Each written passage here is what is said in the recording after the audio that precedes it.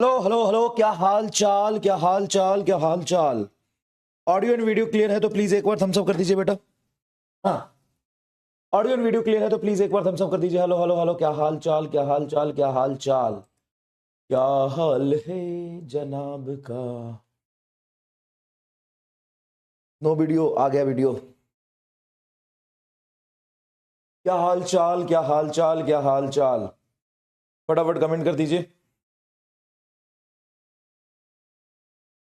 Hello hello hello, आप सभी बच्चों को एमआर का बहुत बहुत नमस्कार। स्वागत है द सुपर एनर्जेटिक यकीन 2.0 बैच में। और वो आखिरी दिन है जो आज हम सिलेबस कंप्लीट करेंगे अपने बैच का, है ना। सिलेबस कंप्लीट करेंगे। एक्सपेरिमेंटल फिजिक्स में आपको समझा दूंगा।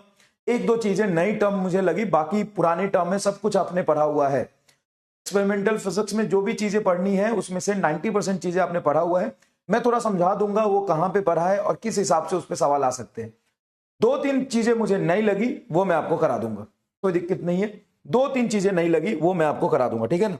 बट ऑफिशियली आपका सेमीकंडक्टर तक, बेसिक मैथ से लेकर के सेमीकंडक्टर का तक का सफर आपका यहां पे समाप्त होता है। सही है। चलिए, तो आज हम लोग क्या पढ़ने वाले हैं। तो आज हम लोग मोटा मोटा पहले तो जेनर डायोड रिवाइज करेंगे। जितना समझाया है उसी को कंटिन्यू करेंगे, आगे बढ़ेंगे। उसके बाद हम लोग पढ़ेंगे एलईडी। उसके बाद हम लोग पढ़ेंगे सोलर सेल। उससे पहले पढ़ेंगे फोटो डायोड। फोटो डायोड इसको कहते हैं ऑप्टो इलेक्ट्रॉनिक्स इंस्ट्रूमेंट, इसको कहते हैं opto opto opto electric electric instrument instrument opto electric instrument. क्या कहते हैं इसको? Opto electric instrument. Opto electric instrument का मतलब है ऑप्टिक्स एंड इलेक्ट्रॉनिक्स का कॉम्बिनेशन। मतलब ये सारे इंस्ट्रूमेंट कहीं ना कहीं लाइट पे बेस्ड है ना। ऑप्टो इलेक्ट्रॉनिक ना, ये जेनर डायोड को हटा के, सॉरी, जेनर डायोड को हटा के, जेनर को नहीं, इन तीनों को, फोटो डायोड को, एलईडी को, सोलर सेल को, इन तीनों को कहते हैं भाई। सॉरी सॉरी शक्तिमान, सॉरी, इसको कहते हैं। जेनर डायोड अलग है, photo diode, LED, solar cell को ऑप्टो इलेक्ट्रिक इंस्ट्रूमेंट कहते हैं। ऑप्टो इलेक्ट्रिक इंस्ट्रूमेंट कहते हैं, ऑप्टो इलेक्ट्रिक इंस्ट्रूमेंट कहते हैं, ऑप्टो इलेक्ट्रिक इंस्ट्रूमेंट कहते हैं, क्योंकि photo diode, LED, solar cell optics और इलेक्ट्रॉनिक्स पे बेस्ड है, इसीलिए ऑप्टो इलेक्ट्रिक। अरे पढ़ ले, नहीं तो कमेंट बंद कर दूंगा। मिस यू, डैश यू, पढ़ ले, पेपर है 2 महीने बाद, ठीक है ना। चलो शुरू करते हैं। तो एक कह सर आपने 45 मिनट का क्लास बड़ा भी ले रहे हैं। मैं देखना इधर, साले गधे, जेई मेन के सवाल लेके आए वो अच्छे अच्छे जो पूछे जा सकते, करना उसको। हमने 45 मिनट बोला था, मैं तो ये भी बोला था कि तेरे घर आके मारूंगा, मारा अभी तक पर ये अच्छे क्वेश्चंस भी तो लाए हूं तेरे लिए, देख इधर। If each diode has a forward bias resistance of 25 ohm in the below circuit, which of the following option is correct. ये जेई मेन 2023 का सवाल है। आराम से पढ़ो सवाल, देखो क्या है। यहां पे 5 वोल्ट की बैटरी लगी, देखिए 5 वोल्ट की बैटरी लगी है। ये 25 ओम है, ये 125 है, 125 है, 125 है। डायोड D1 D2 D3, ठीक है। डायोड जब फॉरवर्ड वाइस में होगा तो उसकी रेसिस्टेंस 25 ओम होगी। तो मुझे बताओ यहां से जो करंट है I1 I2 I3 I4, इनमें क्या रिलेशंस होंगे, ठीक है ना। सवाल देख लो अच्छे से, मैं पोल क्रिएट नहीं कर रहा हूं, सवाल को फटाफट सॉल्व करना शुरू करो, मैं पोल क्रिएट करूंगा अभी।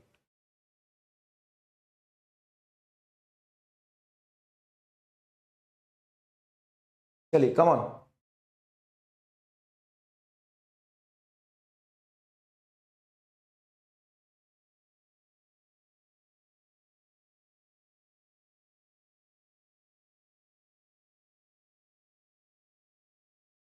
कम ऑन, अब मैं पोल क्रिएट कर रहा हूं 60 सेकेंड का। इसको करो, अच्छा सवाल लगा मुझे, करो।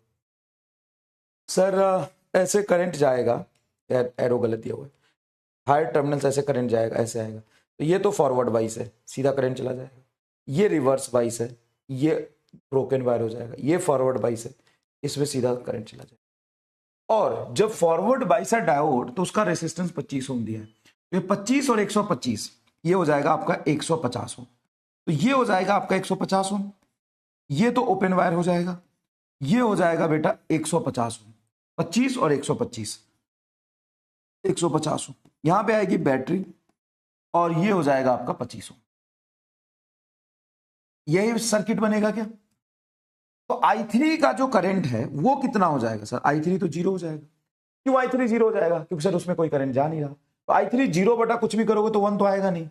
ये समथिंग बटा जीरो करोगे तो इन्फिनिटी आ जाना चाहिए, ये भी गलत है। यहां पे करंट है I, इसमें गया है I1, इसमें गया है I2। तो हमसे क्या पूछा है? I1 बाई I2 का रेशियो पूछा है। तो इस सर्किट में देखो कि बैटरी से जितना करंट आएगा, ये और ये एक दूसरे के पैरेलल है। हाँ, सेम पोटेंशियल होता है पैरेलल में और रेसिस्टेंस भी सेम है, तो करंट I1 I2 सेम होगा। मतलब थर्ड आंसर आ गया। तुम्हें कुछ नहीं करना था, कोई कैलकुलेशन नहीं, कुछ नहीं, सीधा आंसर। देखो थर्ड आंसर, देखते हैं कितने परसेंट लोग कर पाए इसको। 21% लोग कर पाए। I1 by I2। अच्छा अच्छा, नहीं नहीं नहीं नहीं, सही कह रहा हूं, सही कह रहा हूं, सही कह रहा हूं।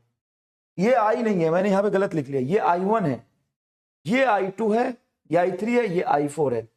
इस डायग्राम से मैंने गलत उठा लिया, सॉरी। तो ये जो I जाएगा, इसमें से यहां जाएगा कुछ I2, तो इसका आधा गया है यहां पे। तो I1 बाई I2 2:1 का रेशियो होगा। I1 बाई I2 2:1 का रेशियो होगा। डी सही है।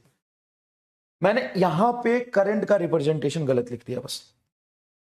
बिल्कुल 53% लोग सही हैं, 21-18% लोगों ने तुक्का लगाया है। बेशरम, गधे, नालायक, अभी भी शर्म नहीं आ रहा तुम्हें, तुक्का लगाते हो। As per the given circuit, value of current through the battery will be, value of current through the battery, JEE Main 2022 का सवाल है। इस बैटरी से बड़ा टर्मिनल इधर है, कितना करंट जाएगा ये पूछा है। इसको करो, इसको करो, मजा आ जाएगा। सिर्फ 50% लोग डायोड के सवाल सॉल्व कर पाए। तो एक्चुअल में 50% लोग डायोड के सवाल क्यों सॉल्व कर पाए, 50% गलत क्यों हुआ? क्योंकि उनको करंट इलेक्ट्रिसिटी का कंसेप्ट नहीं समझ। करंट इलेक्ट्रिसिटी का कंसेप्ट वहां पे थोड़ा सा समझना था। ठीक है, चलो ये करो, ये करो।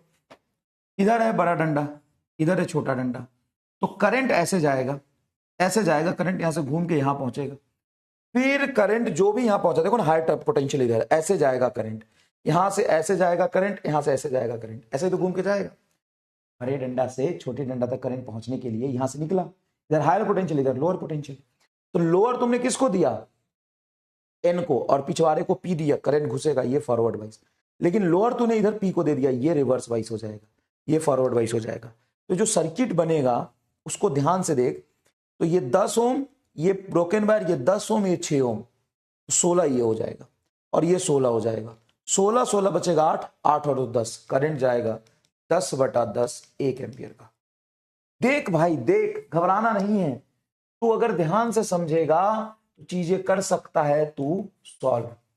मैं ये सर्किट बना के दिखाऊं, ये रही तेरी बैटरी, देख ये रही तेरी बैटरी, यहां से सिर्फ ये 2 ओम की रेसिस्टेंस लगी है। उसके बाद इस बैटरी के बाद इस पॉइंट को यहां से लू या यहां से ले लेता हूं, चल इस पॉइंट से 6 और 10 16 ओम, डायरेक्टली देखिए 16 ओम यहां लगा, बीच वाला रिवर्स वाइस हो गया। फिर ये इसके बाद ये 10 और इसके साथ ये 6, देखिए 16 ओम है। क्या ये तेरा सर्किट समझ में नहीं आया तुम्हें? यही तो सर्किट है, देखिए सर्किट है कि नहीं भाई। ये दोनों पैरेलल 16 16, ये बचेगा 8, यहां पे 8 बना ले, 8 और 2 10, 10 वोल्ट की बैटरी। सोच कितना आसान चीजें होती है। क्लियर है क्या? सवाल इजी है, लेकिन तुम्हें सर्किट को एक बार ध्यान से देख के सॉल्व करना पड़ेगा। चलिए कर, 25 जुलाई 2022 का सवाल है, जेई मेन का सवाल है। डायोड से भर के आएंगे सवाल इस बार भी। 2 ideal diode are shown in a figure, network then equivalent resistance between N V. भाई साहब कतई कतई आसान सवाल, कतई आसान सवाल, दिमाग खोल के रख देगा, दिमाग खोल के रख देगा। देख यहां तुम्हारा ए पर पॉजिटिव लिखा मतलब हायर पोटेंशियल, और बी पर निगेटिव मतलब लोअर पोटेंशियल। तो ये हायर पोटेंशियल तूने तूने तूने तूने इस तरफ दिया पिछवाड़े में इसके, तो हायर पोटेंशियल से करंट जाएगा, इसमें घुस जाएगा, तो ये तो फॉरवर्ड वाइस हो गया।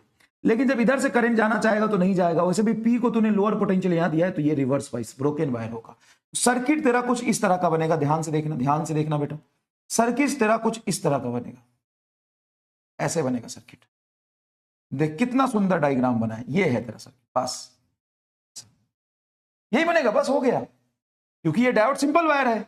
ये तेरा हो जाएगा 20 ओम, और ये हो जाएगा तेरा 20 ओम, और ये हो जाएगा तेरा 15 ओम। इसको देख के तू खुद फैसला कर बेटा। अगर ये पॉइंट ए है, तो इस पॉइंट और इस पॉइंट के बीच ये दोनों पैरेलल है कि नहीं देखना। तो सर 20 20 तो 10 हो जाएगी, और 10 और 15 सीरीज में 25, 25 ओम इज आंसर।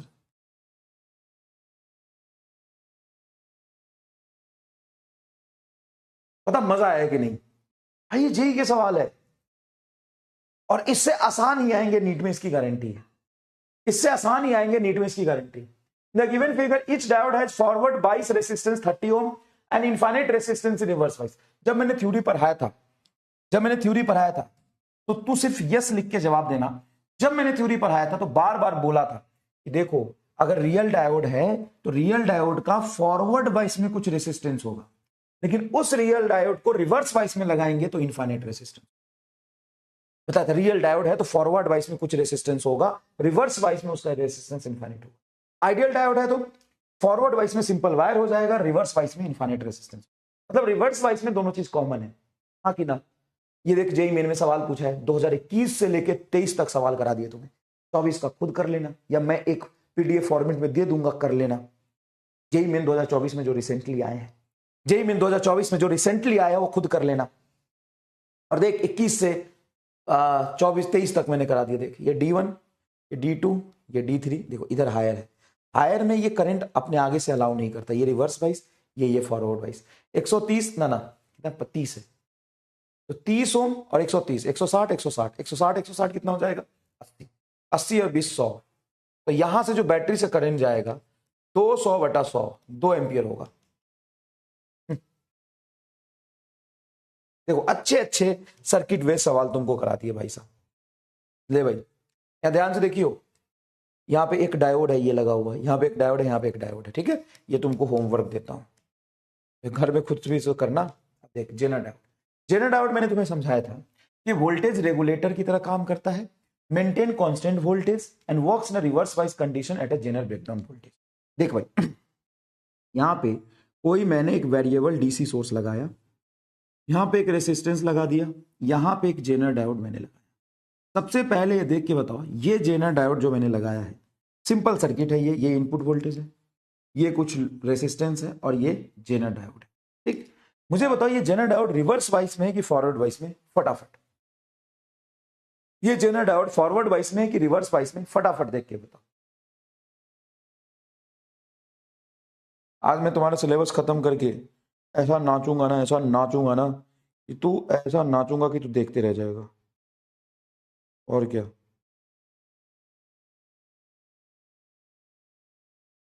देखना तू खुद ही देखना, ऐसा नाचूंगा ना, ऐसा नाचूंगा ना कि तू देखता रह जाएगा। तुमको क्या लगा था इधर सिलेबस करने के बिछड़ने के गम में मैं रोऊंगा ना? ऐसा नाचूंगा ना, देखता रह जाएगा तू।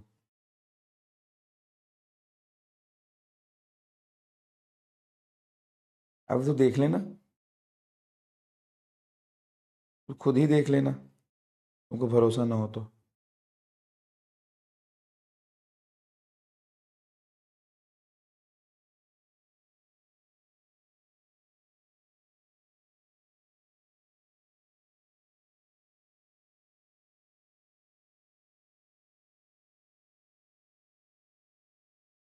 तू खुद ही देख लेना, और क्या।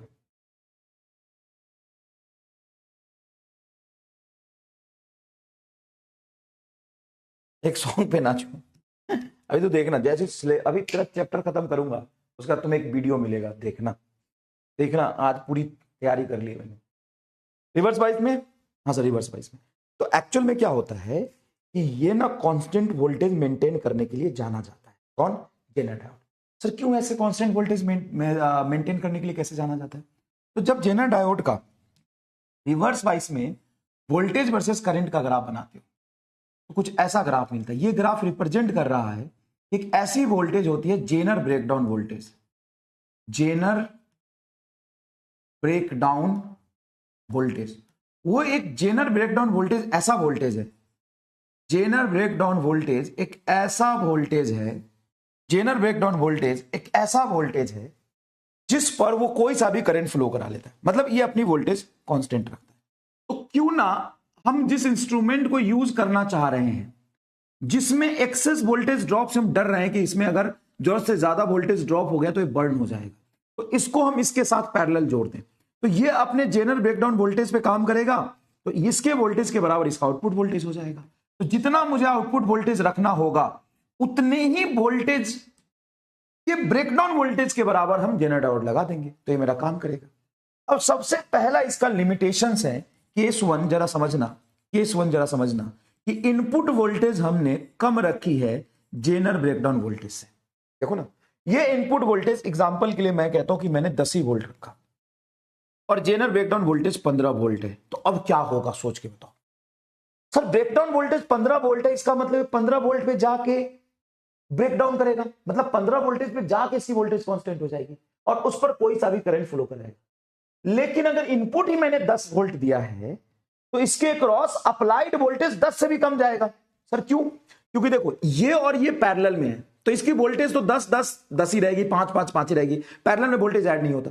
लेकिन ये जो बैटरी मैंने लगाया है वो इस रेसिस्टेंस के क्रॉस और प्लस इसके सीरीज में लगाया है। भाई ये इंस्ट्रूमेंट और ये इंस्ट्रूमेंट के सीरीज में इसके साथ लगाई है ना, अगर इनपुट ही मैं 10 दूंगा तो 10 में से कम ही जाएगा इसके पास। हाँ, तो ये जेनर ब्रेकडाउन वोल्टेज के पास तो पहुंचा ही नहीं।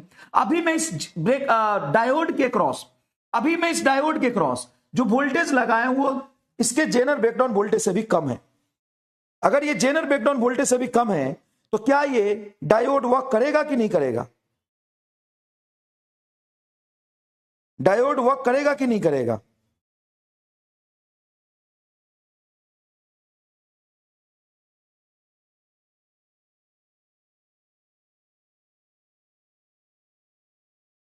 नहीं समझे? नहीं समझे? जैसे मान लो कि ये मैंने एक डायोड लिया और इसके क्रॉस मैंने रिवर्स वाइज कंडीशन में, रिवर्स वाइज कंडीशन में मतलब इस तरफ हाई दिया, सॉरी इस तरफ हाई दिया और यहां पे 10 वोल्ट लगाया और ये 15 वोल्ट इसका जेनर ब्रेकडाउन वोल्टेज है, वीजेड 15 है और मैंने सप्लाई 10 किया, तो ये ब्रेकडाउन होगा कि नहीं होगा? नहीं होगा, ब्रेकडाउन नहीं होगा। तो ब्रेकडाउन नहीं होगा तो डायोड से कितना करंट जाएगा? तो डायोड से तो कोई सा भी करंट इस ब्रेकडाउन वोल्टेज पे जाता है, उससे पहले तो नेग्लिजिबल करंट है। तो आप कह सकते हो इस केस में जेनर डायोड से बहने वाला करंट 0 है, मतलब डायोड ऑफ है, डायोड इज ऑफ। अगर डायोड तेरा ऑफ है मतलब डायोड बेटा काम ही नहीं कर रहा, डायोड बेटा काम ही नहीं कर रहा, डायोड से कोई करंट ही नहीं जाएगा। तो करंट जाएगा किससे? इससे जाएगा।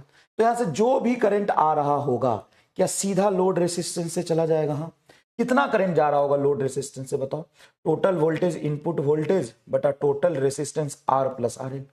तो जो आउटपुट वोल्टेज होगा वो कितना होगा? तो यहां पे जो आउटपुट वोल्टेज आएगा वो आएगा करंट इंटू आर एल, आई इंटू आर एल। आई बोलो कितना है? आई है वी इन बटा आर प्लस आर एल, इसको मल्टीप्लाई कर दिया हमने आर एल से। ये सिंपल करंट इलेक्ट्रिसिटी का कंसेप्ट है। हम कह रहे हैं कि अगर यहां पे इनपुट वोल्टेज मैंने जेनर से भी कम वोल्टेज लगाया तो जो भी करंट जाएगा वो सीधा इससे निकल जाएगा, जेनर डायोड से कोई करंट नहीं जाएगा। जेनर डायोड से कोई करंट क्यों नहीं जाएगा? क्योंकि सर जेनर डायोड अपने ब्रेकडाउन पे नहीं पहुंचा और जब तक ब्रेकडाउन पे नहीं जाता उससे निग्लिजिबल करंट बहता है, ये करंट नहीं बहता। तो इस केस में आप बोलेंगे कि डायोड ऑफ है। सर मान लो यहां पे इसकी ब्रेकडाउन वोल्टेज है 15 वोल्ट और यहां पे ड्रॉप तुम्हारा है 5 वोल्ट के बराबर, तो काम ही नहीं करेगा ना, तो 15 पे जाके ड्रॉप होगा ना। दूसरा केस यहां पे समझते हैं, केस 2, कि जो इनपुट वोल्टेज है वो बड़ा लगाया है मैंने जेनर ब्रेकडाउन वोल्टेज से, बड़ा लगाया है इनपुट वोल्टेज। जब इनपुट वोल्टेज आपकी ज्यादा होगी तो क्या जेनर डायोड ऑन हो जाएगा? जरूरी नहीं है, जरूरी नहीं है, जरूरी नहीं है, जरूरी नहीं है। क्यों जरूरी नहीं है? एग्जाम्पल से समझाऊंगा। मान लो बेटा ये 100 ओम है, ये तुम्हारा 200 ओम है, जेनर ब्रेकडाउन वोल्टेज तुम्हारा 10 वोल्ट है, सप्लाई हमने 15 वोल्ट किया, सप्लाई हमने 15 वोल्ट किया। हेलो,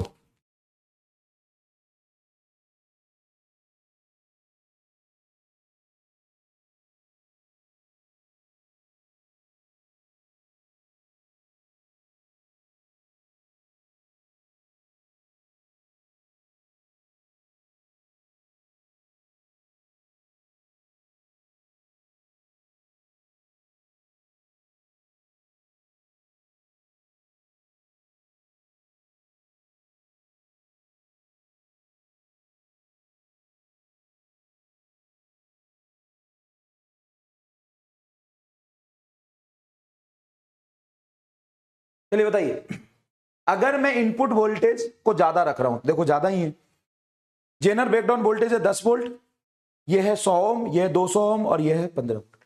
तो जो मैं डायोड के क्रॉस वोल्टेज ड्रॉप यहां पे जाएगा 15 वोल्ट में से, सारा डायोड में चला जाएगा क्या? सिंपल करंट इलेक्ट्रिसिटी का कंसेप्ट लगाओ कि जो मैंने इनपुट वोल्टेज 15 वोल्ट लगाया है, क्या 15 का 15 डायोड के क्रॉस ड्रॉप होगा? सर ये तो देखना पड़ेगा। सर कैसे देखोगे? तो सबसे पहले ये मान low consider diode is of. सबसे पहले मान लो कि सारा करंट इसमें जा रहा, कोई करंट डायोड ने नहीं लिया। Assume diode is of, diode is of. Assume कर लो कि डायोड ऑफ। अगर डायोड ऑफ है तो करंट थ्रू जेनर डायोड 0 होगा। हाँ सर, तो जो करंट जाएगा वो सीधा ऐसे जाएगा। मान लो कि डायोड में भी कोई करंट नहीं जा रहा, सारा करंट इधर से जा रहा। तो जब सारा करंट इधर से जाएगा तो आई हो जाएगा आपका 15/300 एम्पियर। हाँ कि ना, फटाफट बताओ अगर डायोड में करंट नहीं मानोगे तो जो आउटपुट वोल्टेज यहां पर आएगा, यहां पर इस 100 ओम के क्रॉस जो आपने इस जेनर डायोड के पैरेलल लगाया, वो होगा इससे पास करने वाला करंट इनटू इसका रेसिस्टेंस। ये लोड रेसिस्टेंस है आपका आरएल। तो आई आपका हो गया बेटा 15/300 और आरएल कितना हो गया? आरएल सर 100 है, तो 100 से 00 कैंसिल होगा, कितना आया? 5 वोल्ट आया। मतलब अगर तुम इसमें थोड़ा भी करंट ना ले जाओ तो मैक्सिमम जो यहां पर पोटेंशियल ड्रॉप आ सकता है वो 5 वोल्ट। और जब अगर यहां 5 वोल्ट है तो यहां भी 5 वोल्ट ही होगा, पैरेलल में पोटेंशियल सेम होता है। तो सर ये जेनर डायोड 10 वोल्ट पे जाके ब्रेक डाउन करता है, अभी तो 5 वोल्ट पे है। सर सच में इसमें कोई करंट नहीं जाएगा and conclusion is diode is of. तो अगर मैं इनपुट वोल्टेज जेनर वोल्टेज से कम देता हूं, अगर मैं input voltage Jenner breakdown voltage से कम देता हूं, अगर मैं input voltage Jenner breakdown voltage से कम देता हूं, तब तो डायोड काम ही नहीं करेगा। ये कैसे? अगर मैं यहां पे जो इनपुट वोल्टेज है जेनर ब्रेकडाउन वोल्टेज से कम देता हूं तो ये बेचारा कम है, तो इस कम में से थोड़ा यहां और थोड़ा यहां जाएगा तो और कम हो जाएगा, मतलब डायोड ऑफ होगा। समझ में आएगा तो कमेंट बॉक्स में आग लगा दो। और डायोड अगर ऑफ हुआ तो ये आपकी आउटपुट होगी, ये आपकी आउटपुट होगी। अगर आपने इनपुट ज्यादा दिया है जेनर ब्रेकडाउन से तो भी गारंटी नहीं कि ऑन हो, क्योंकि ज्यादा तो दिया है लेकिन इसमें और इसमें ड्रॉप होगा। सेम डायग्राम में यहां पे बनाता हूं, सेम डिट्टो सेम, कोई कॉपी नहीं, सब कुछ सेम, सब कुछ सेम। अब एक चीज बस तू देखना, एक चीज देखना, जो मैं बदलूंगा वो क्या बदलूंगा तू देखना। यहां पे मैं रेसिस्टेंस ले रहा हूं, लोड रेसिस्टेंस 600 ओम। ठीक, लोड रेसिस्टेंस कितना ले रहा हूं? 15 है ना, 500 ओम ले ले चल। सिर्फ ये वैल्यू बदली है 500 ओम और ये है 100 ओम, ये है 100 ओम, सिर्फ ये वैल्यू बदली है। ठीक, अब बताओ डायोड ऑन है कि ऑफ है? अब डायोड ऑन ऑफ तो यहां से पता चलेगा ना कि यहां पे जो वोल्टेज ड्रॉप है वो इसके पैरेलल होगा और वो जेनर ब्रेकडाउन से ज्यादा हो रहा है कि नहीं हो रहा है। तो सवाल ऐसे ही सॉल्व करोगे। सॉल्यूशन मैं तुम्हें नीट नहीं, जेई नहीं, उससे भी ऊपर ले जाके समझा रहा हूं, और जहां से मैं समझा रहा हूं ना, नीट के सवाल देख के बता देगा तू। Solution, assume diode is of, assume diode is of. मैं डायोड को ऑफ क्यों एज्यूम कर रहा हूं? क्योंकि मान लो कि इसमें जो करंट इधर से आया वो सारा इधर चला गया, तो इसमें मैं करंट शेयर नहीं कर रहा। तो जब सारा करंट इधर जाएगा तो मैक्सिमम पॉसिबल पोटेंशियल ड्रॉप यहां होगा। तो ये जो तुम्हारा लोड के क्रॉस आउटपुट वोल्टेज है कितना होगा? तो आई आपका आ जाएगा 15/500 और 100, 600। ये 600 आ गया, 600 आ गया। तो जो आउटपुट पोटेंशियल ड्रॉप इसके क्रॉस आएगा वो RL इंटू आई आएगा। RL बोलो 500 और ये होगा 15/600। 00 से 00 कटेगा, 15 × 5 = 75, 75/6। 12 छक 72, 12.75 कुछ आएगा, 12.75, मतलब इतना कुछ पोटेंशियल ड्रॉप होने की कोशिश करेगा। लेकिन जैसे ये 12 वोल्ट यहां पे ड्रॉप करना चाहेगा तो या पोटेंशियल 12 वोल्ट तो ये भी 12 वोल्ट, लेकिन ये तो 10 पे ही ब्रेक डाउन हो जाएगा। इसीलिए आपका आउटपुट वोल्टेज जो होगा वो 10 वोल्ट हो जाएगा, नॉट 12.75, 12.5 आएगा, सॉरी 75 भी नहीं, 5 आएगा, 12.5 आएगा। तो ये 12.5 वोल्ट नहीं जाएगा, 12.5 वोल्ट नहीं जाएगा, नॉट 12.5 वोल्ट। इसका आंसर जो आउटपुट होगा सिर्फ 10 होगा। लेकिन सर हमने तो यहां पे 12.5 निकाला सर आपके सामने, वो तो इसमें कोई करंट ना जाएगा तब ना। लेकिन जैसे ही यहां पे पोटेंशियल 10 से ज्यादा जाने की कोशिश करेगा, ये इसके पैरेलल आएगा और 10 पे ब्रेक डाउन कर जाएगा, और ब्रेक डाउन के बाद एक्सेस करंट अपने से बहा लेगा, एक्सेस करंट अपने से बहा लेगा, लेकिन इसमें करंट नहीं जाने देगा। तो डायोड इज ऑन, फील है भाई, फील है, diode is on, diode is on. और अगर डायोड ऑन हो गया तो जेनर ब्रेकडाउन जो 10 वोल्ट है, पैरेलल में होने की वजह से आउटपुट वोल्टेज भी 10 वोल्ट देगा, आउटपुट वोल्टेज भी 10 वोल्ट देगा। सर लेकिन हमारा तो बात, अबे 12 तब आया था जो तू सारा करंट इसमें ले लिया था, लेकिन सारा करंट इसमें नहीं जाएगा ना, कुछ करंट ये ले लेगा। तो लेकिन ये तो करंट आप जीरो मानते, जीरो तब माना था जब यहां पे पोटेंशियल जेनर से कम होता, ये केस तब जीरो माना था, यहां पे पोटेंशियल जेनर से ज्यादा है। बता फील है कि नहीं? क्या अब तुम्हें समझ आया? हाँ सर, डायोड ऑन तभी होता है जब इसके क्रॉस वोल्टेज 10 से जेनर ब्रेकडाउन वोल्टेज से ज्यादा होगा, और ये 12.5 हो गया, मतलब ज्यादा, एक्सेस करंट वापस ले लेगा।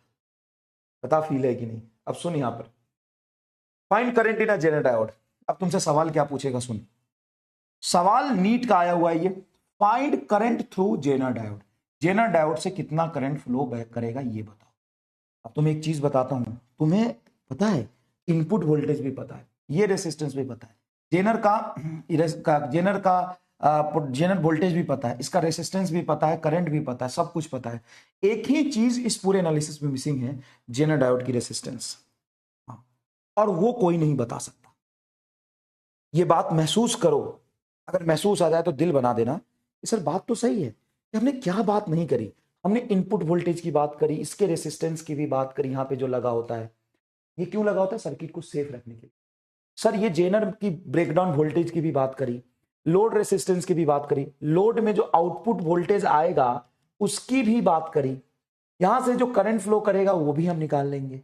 हमने एक चीज की बात नहीं करी और हम कर भी नहीं सकते, क्या? इसका रेसिस्टेंस। क्यों नहीं कर सकते? होता ही नहीं। तो क्यों नहीं होता है? क्योंकि वेरिएबल होता है, हर समय उसकी रेजिस्टेंस कुछ अलग अलग आएगी, क्योंकि वो एक ही वोल्टेज पे कोई सा भी करंट फ्लो करा सकता है। तो जब एक वोल्टेज पे कोई इंस्ट्रूमेंट कोई भी करंट फ्लो करा लेगा तो रेजिस्टेंस कैसे लाओगे?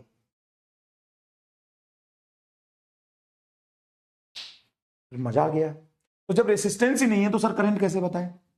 तो सबसे पहले देख, तुमसे जेनर का करंट पूछा है ना बेटा, सुन, जेनर की ब्रेकडाउन वोल्टेज से ज्यादा वोल्टेज अप्लाई किया तो प्रोबेबिलिटी है कि यहां पे ऑन हो जाएगा।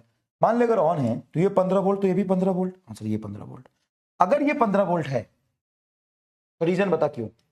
अरे ये डायोड के क्रॉस अगर पोटेंशियल ड्रॉप 15 वोल्ट हुआ है तो ये पैरेलल होने की वजह से 15 वोल्ट होगा।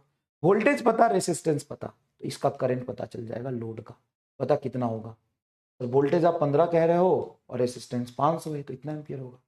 ठीक है, सप्लाई कितना दिया? 20। करंट इलेक्ट्रिसिटी का जादू देखना, सप्लाई कितना दिया सर? 20। 20 में से यहां कितना ड्रॉप हो गया? 15, और ये 15, पैरेलल में पोटेंशियल सेम ही रह जाता है। 15 15 15, सप्लाई 20, तो बचा हुआ 5 वोल्ट यहां जाएगा। तो अगर 5 वोल्ट यहां चला गया, अगर 5 वोल्ट यहां,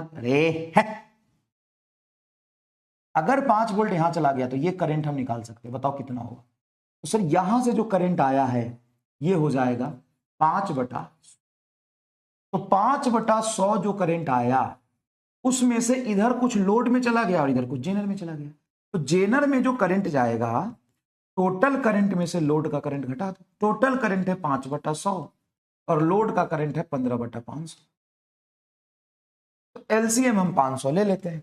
एलसीएम 500 लेंगे तो 100 गुना 5, 100 गुना 5 500 होगा, मतलब 5 से मल्टीप्लाई करो तो 25 - 15, 25 माइनस 15 10/500, तो 10/500 ये इससे कट जाएगा 1/50 एम्पियर रीजन से।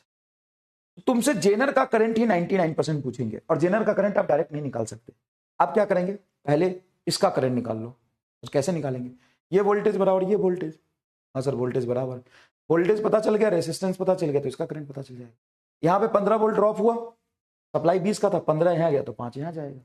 5 वोल्टेज, रेसिस्टेंस पता, तो इसका करंट पता। इसके करंट में से कुछ आगे चला जाएगा और कुछ जेनर डायोड में जाएगा। बताओ मजा आया कि नहीं। जेई मेन में तो भाई साहब भर भर के सवाल पूछे, मतलब क्या ही बताऊं कितने सवाल पूछे हैं, क्यों ही सवाल पूछे हैं पता नहीं क्यों ही पूछे। लीजिए सवाल आपके सामने है, करिए बेटा। ये है आपका 1 kilo ohm load resistance, load के साथ ही जेनर जोड़ते हैं, लोड को ही तो सेफ रखना है। ये एक रैंडम रेसिस्टेंस होता है सर्किट को सेफ रखने के लिए, और ये तुम्हारा इनपुट वोल्टेज है 20। करो Zener diode having breakdown voltage 15 volt, 15 volt Zener breakdown voltage used as a voltage regulator shown in a figure, then current through the diode। अब 4 ऑप्शन दिया है, तो डायोड से कुछ करंट बह रहा है, मतलब डायोड ऑन है, और डायोड ऑन मान के कर लो। नहीं समझे सर, ये भी तो चेक करना पड़ेगा डायोड ऑन है कि नहीं है। अबे चमन चाचा, जब ये डायोड से कुछ ना कुछ करंट दिया है और 4 ऑप्शन में कुछ ना कुछ करंट है, मतलब डायोड ऑन ही होगा, चेक करने की जरूरत नहीं। ये 15 तो ये 15 तो इसका करंट आ जाएगा, 20 में से 15 यहाँ तो 5 यहाँ, इसका करंट आ जाएगा, इसके में से इसका घटा दो, इसका आ जाएगा। करो करो करो करो करो करो करो, फटाफट करिए प्लीज, फटाफट करिए प्लीज।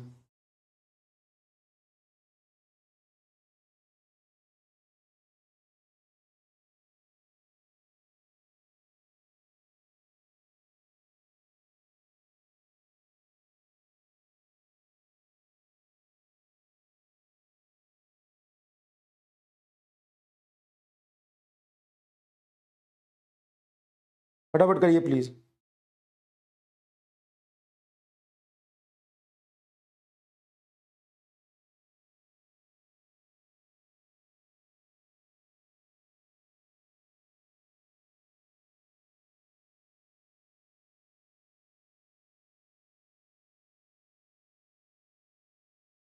सबसे पहले आप यहां पे आउटपुट वोल्टेज निकाल लेंगे, 15 वोल्ट हो, तो यहां पर जो करंट जाएगा आई लोड से, वो होगा 15/1000 ओम, 15/1000 इतना एम्पियर, क्योंकि 1 किलो है 1000।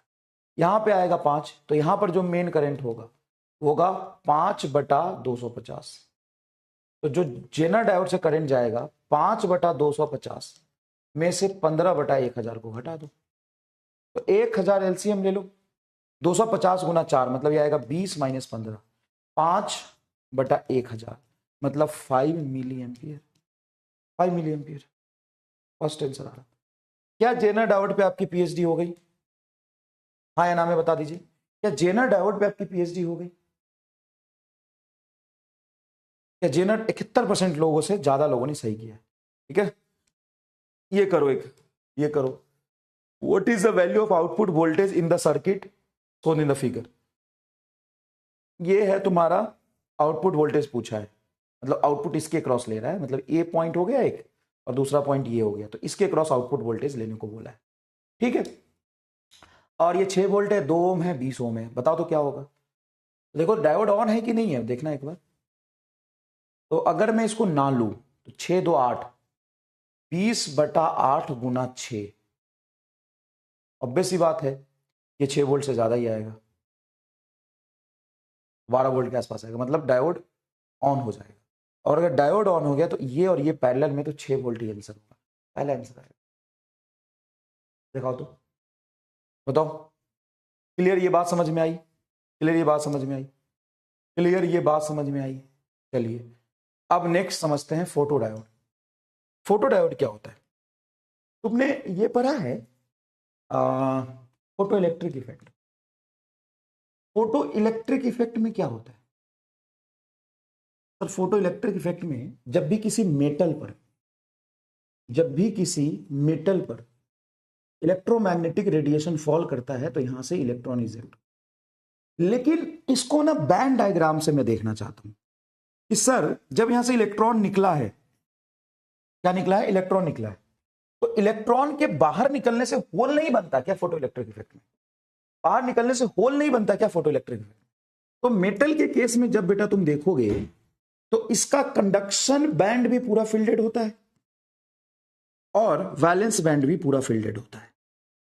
जब यहां पे लाइट गिरता है तो भाई इस लाइट से कंडक्शन का इलेक्ट्रॉन को बाहर निकलना ज्यादा इजी है वैलेंस के इलेक्ट्रॉन से। क्यों? क्योंकि जब यहां पे लाइट फॉल होगा तो लाइट फॉल होने से इसके पास एनर्जी ज्यादा है, कंडक्शन बैंड के पास। कंडक्शन बैंड के पास जो इलेक्ट्रॉन उसकी एनर्जी ज्यादा है तो तुरंत से भाग जाएगा। और इसके भागने से, ये पहले फ्री था, ये बॉन्ड में तो था नहीं कि इसके भागने से एक वैकेंट स्पेस हो जाएगा। सर अगर लाइट वैलेंस बैंड के इलेक्ट्रॉन पे पड़ा तो वो जाएगा, तो जैसे ही जाएगा तो खाली जगह हो जाएगा और इस खाली जगह को बहुत सारे फ्री इलेक्ट्रॉन वहां पे अवेलेबल है वो भर देंगे। इसीलिए फोटो इलेक्ट्रिक इफेक्ट में जब हम मेटल पे लाइट को फॉल कराते हैं तो बैंड डायग्राम के अकॉर्डिंग उसका ये एक्सप्लेनेशन है। बेटा ये स्ट्रक्चर के इलेक्ट्रॉन हैं जो बॉन्ड में पार्टिसिपेट कर रहे हैं, इलेक्ट्रॉन शेयर कर रहे हैं, ये तो रैंडम भाग रहे इधर उधर, फ्री इलेक्ट्रॉन है ये। तो फ्री इलेक्ट्रॉन किसी बॉन्ड में पार्टिसिपेट तो कर नहीं रहे हैं, तो इसके भागने से ऐसा नहीं कि कोई वैकेंट स्पेस हो जाएगा, ये तो ऐसे ही फ्री थे, इधर उधर भाग रहे थे, इसका कोई फिक्स जगह नहीं था, इसका फिक्स जगह होता है। यहां से जब भागते हैं तो एक होल बनता है, होल बनता है और ये जो होल बनता है उसको ये वाला जाके फिल कर देता है। सर लेकिन अगर हम फोटो इलेक्ट्रिक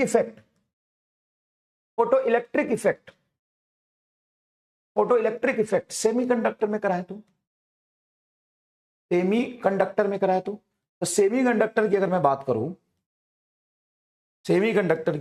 करूं, तो सेमीकंडक्टर में यहां पे इलेक्ट्रॉन्स होंगे और यहां पे कुछ होल्स होंगे, ये 4 इलेक्ट्रॉन ऊपर छोड़ के गए। अब जब लाइट फॉल कराओगे तो इस लाइट से एनर्जी लेके ये ऊपर जंप करके चला जाएगा, तो यहां पे होल इजीली बन जाएगा।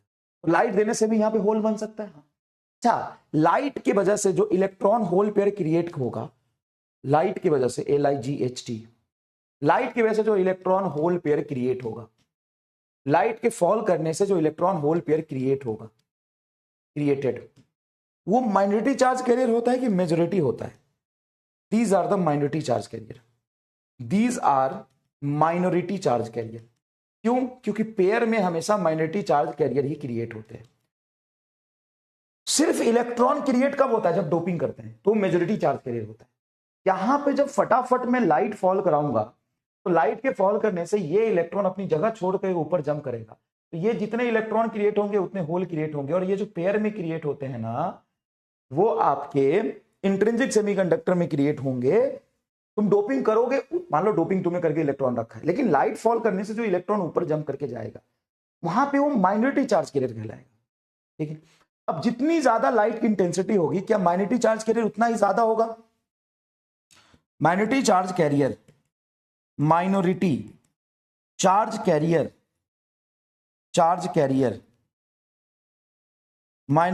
Career is proportional to intensity of light.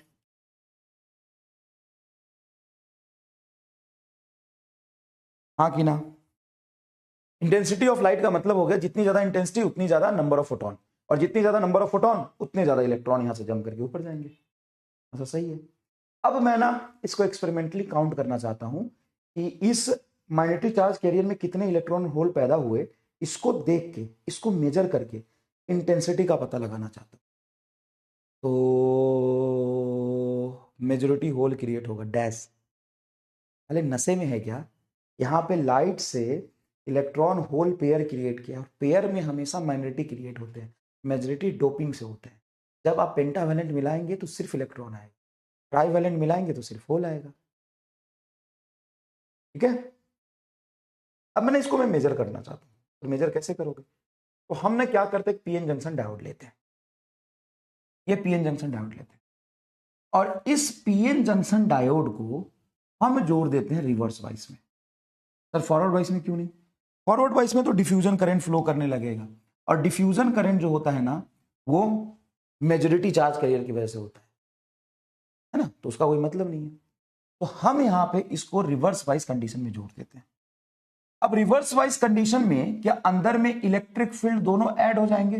हाँ, एक इंटरनल इलेक्ट्रिक फील्ड और एक बैटरी का इलेक्ट्रिक फील्ड ऐड हो जाएगा। अब जैसे ही यहां पे मैं लाइट फॉल कराऊंगा, जैसे मैं यहां पे लाइट फॉल कराऊंगा, तो लाइट फॉल करने से इलेक्ट्रॉन होल पेयर क्रिएट होंगे। हाँ? और वो इलेक्ट्रॉन होल पेयर जो क्रिएट होंगे माइनॉरिटी, वो रिवर्स बाइस कंडीशन वो माइनॉरिटी भागेंगे, मेजॉरिटी नहीं भाग।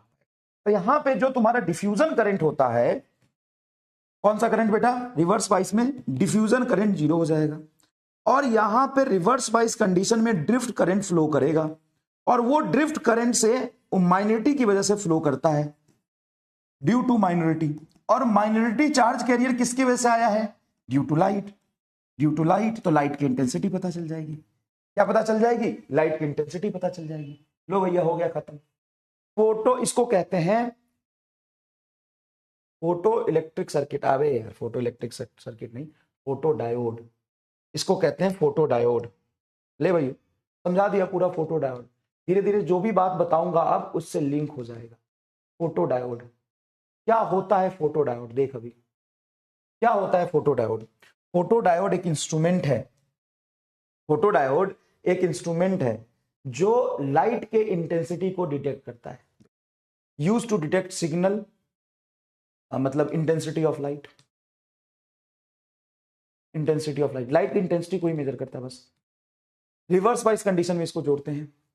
It measure intensity of the signal. Electron does not comes out of the diode due to falling of light, but electron hole pair created. हाँ, light fall करने से electron बाहर नहीं जाता है, इलेक्ट्रॉन बाहर तो जाता है उसमें, मेटल में, सेमीकंडक्टर में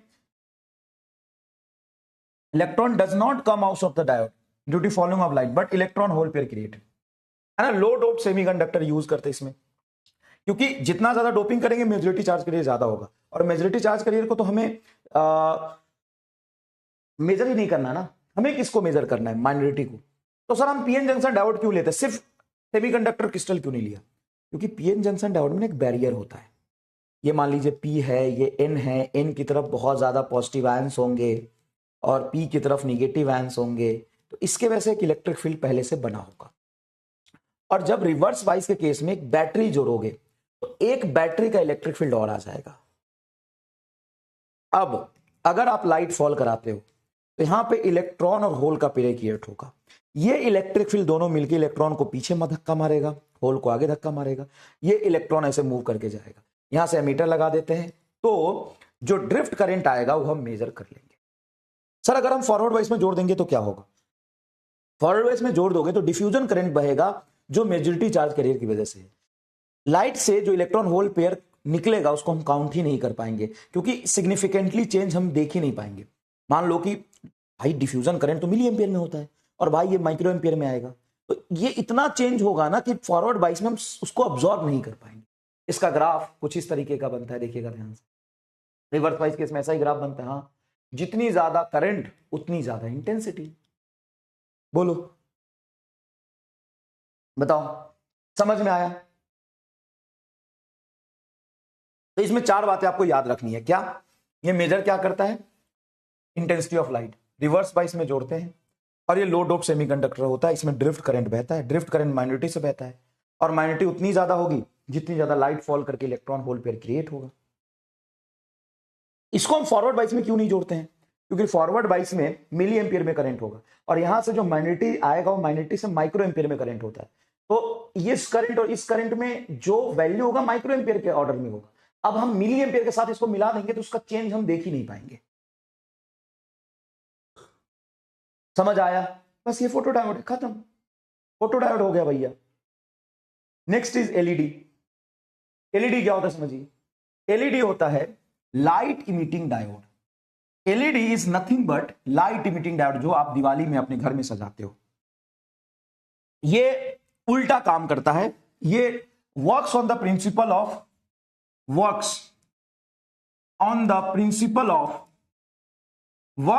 principle of electron hole pair recombination.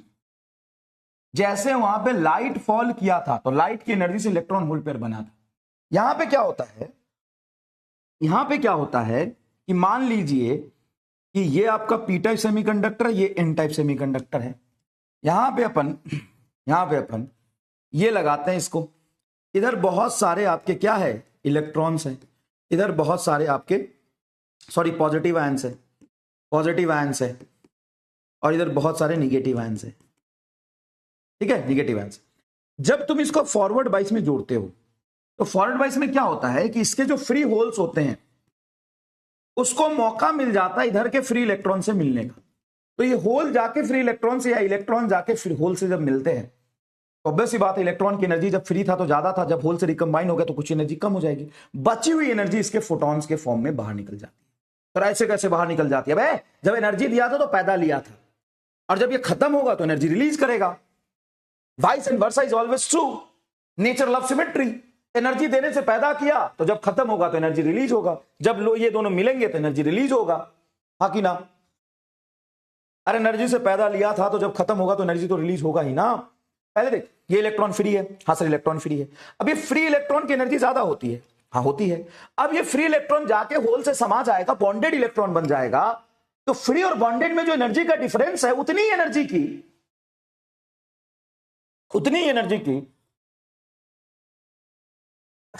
एक फोटोन निकलेगा, लाइट निकलेगा। अच्छा, तो कितनी एनर्जी निकलता है? तो यहां पे एनर्जी ऑफ फोटोन जो होता है ना, एनर्जी ऑफ फोटोन जो होता है ना, वो एनर्जी ऑफ बैंड गैप की इक्वल होता है, बैंड गैप एनर्जी की इक्वल होता है, बैंड गैप एनर्जी की इक्वल होता है। तो जनरली ये आपको दिख नहीं पाएगा, क्यों? क्योंकि वैसे सिलिकॉन जर्मेनियम से बनाओगे तो सिलिकॉन जर्मेनियम होता है बैंड गैप 0.7 वोल्ट। तो 0.7 इलेक्ट्रॉन वोल्ट अगर उसकी एनर्जी हो गई, 0.7 इलेक्ट्रॉन वोल्ट का फोटोन तो इंफ्रारेड रीजन में चला जाएगा, वो तो दिखेगा ही नहीं। विजिबल लाइट का जो फोटोन होता है 1 इलेक्ट्रॉन वोल्ट के ऑर्डर में। इसीलिए हम गैलियम आर्सेनाइड से बनाते हैं, क्योंकि गैलियम आर्सेनाइड का जो बैंड गैप होता है, band gap energy 1.1 electron volt होता है, तो विजिबल रीजन में आ जाता है। इसको हम फॉरवर्ड बाइस कंडीशन में जोड़ेंगे, तभी तो फॉरवर्ड बाइस में जोड़ोगे तो इलेक्ट्रॉन होल रिकॉम्बिनेशन होगा। तो सर तो सारा खत्म नहीं हो जाता रिकॉम्बाइन होते होते? गुरुबक देख इधर, ये बैटरी लगा है, हाँ इस बैटरी के पॉजिटिव टर्मिनल है, तो ये क्या करता है, यहां से एक इलेक्ट्रॉन को तोड़ के बाहर निकाल लेता है और इलेक्ट्रॉन को ऐसे भेज देता है। तो इलेक्ट्रॉन ऐसे मूव करके जाते हैं तो करंट इसका उल्टा जाएगा, हाँ। तो जितने इलेक्ट्रॉन यहां से टूट के गए उस इसमें इंजेक्ट हुए और फिर जाके इधर रिकंबाइन हुए, तो जितने रिकंबाइन होते जाते हैं उतने यहां से घूमते जाते हैं, और ये कंटिन्यूअसली एक डिफ्यूजन करंट सेट होता है। डिफ्यूजन करंट सेट होता है मतलब डिफ्यूजन करंट यहाँ पे फ्लो करेगा, बट ड्रिफ्ट करंट क्या हो जाएगा यहाँ पे? जीरो, क्योंकि वैसे ही फॉरवर्ड बाइस में इलेक्ट्रिक फील्ड निग्लिजिबल हो जाता है, तो ड्रिफ्ट करंट जीरो हो जाता है। यहाँ पे फॉरवर्ड करंट पे है। Photon emitted due two electron hole pair recombination. इसका ग्राफ कैसा बनता है? इसका ग्राफ कुछ ऐसा बनता है, फॉरवर्ड बाइस जैसा। अच्छा, अगर मैं देखूंगा करंट वर्सेस ईएमएफ का ग्राफ, तो विवग्योर में ऐसा बनेगा VIBGYOR, क्योंकि रेड की एनर्जी सबसे कम होती है, तो रेड का पहले ग्राफ बन जाएगा, फिर ऑरेंज का बनेगा, फिर ऑरेंज का बनेगा, फिर तुम्हारा येलो का बनेगा, फिर तुम्हारा ग्रीन का बनेगा, फिर तुम्हारा ब्लू का बनेगा, फिर तुम्हारा इंडिगो का बनेगा, और फिर वायलेट का बनेगा। कुछ ऐसा बनेगा क्या ग्राफ? ऐसा बनना तो ऐसा ही चाहिए, क्यों? क्योंकि रेड की एनर्जी कम होती है तो कम ही पोटेंशियल पे उसका नी वोल्टेज आएगा, ऑरेंज की ज्यादा एनर्जी होती है ज्यादा पोटेंशियल पे नी वोल्टेज आएगा, इंडिगो का वायलेट का और ज्यादा पे आएगा नी वोल्टेज के अकॉर्डिंग। ये तुम्हारा हो गया एलईडी। मैं तुम्हें एक चीज बना के दिखाता हूं, ये ना कई बार तुमको डायोड के सिंबल पे भी सवाल पूछे जाते हैं। जैसे मान ले मैंने सिंपल ये एक डायोड बनाया, समझा? तो ये डायोड है, सिंपल डायोड है, लेकिन अगर मैंने ये डायोड बनाया तो ये कैसा डायोड होगा बोल? ये कैसा डायोड होगा सर? ये जेनर डायोड होगा, जेनर डायोड होगा। अगर मैंने ऐसा डायोड बनाया, ऐसा ऐसा, तो ये फोटो डायोड होगा। और अगर मैंने ऐसा डायोड बनाया तो ये एलईडी होगा। सिंबल सबका अलग अलग होता है, तो इसमें आपको सिंबल भी बहुत इंपॉर्टेंट तरीके से पढ़ना है। कैसे? सिंपल ऐसा हो तो डायोड, जेनर डायोड में डमरू जैसा, फोटो डायोड में लाइट फॉल कर रहा है तो उसको हम मेजर करते हैं, फोटो डायोड हो गया। एलईडी में लाइट इमिट करे, लाइट का साइन आ रहा है तो फोटो डायोड, और जा रहा है तो एलईडी, एलईडी का सिंबल है। इसको हम रिवर्स बाइस में जोड़ते हैं, रिवर्स बाइस। इसको हम फोटो डायोड को रिवर्स बाइस में जोड़ते हैं, रिवर्स बाइस, और इसको हम फॉरवर्ड बाइस में जोड़ते हैं। तो तुम्हें मैं एक बात बताऊं, ये चारों इंस्ट्रूमेंट में सवाल कैसे कैसे पूछे जाते हैं। सबसे पहले इसका सिंबल, एक चीज हो गया। दूसरी बात इसकी बाइसिंग हो गई। तीसरी चीज ये करता क्या है, वो हो गया, बस खत्म। चौथा इसका आईवी ग्राफ, इससे ज्यादा कुछ नहीं पूछा जाएगा। पहला पहला इसका बाइसिंग, दूसरा इसका सिंबल, तीसरा ये करता क्या है, चौथा इसका आईवी ग्राफ, बस। तो इसका सिंबल समझ में आ गया, हाँ। रिवर्स वाइज फॉरवर्ड वाइज में जोड़ते हैं, हाँ। काम क्या है, तो जेनर डायोड वोल्टेज रेगुलेटर की तरह काम करता है। Voltage regulator, voltage regulator. Reverse wise तुम्हारा photodiode major signal, intensity of signal, intensity of signal. और ये लाइट इमिट करता है, एलईडी, लाइटिंग के लिए यूज होता है। एलईडी तो लाइटिंग, लाइटिंग के लिए यूज होता है। तो सर ये चारों चीज हो गया, हाँ। तुम्हारा सिंबल हो गया, नाम हो गया, बाइसिंग हो गई, काम हो गया। आईवी ग्राफ बना दो, ले।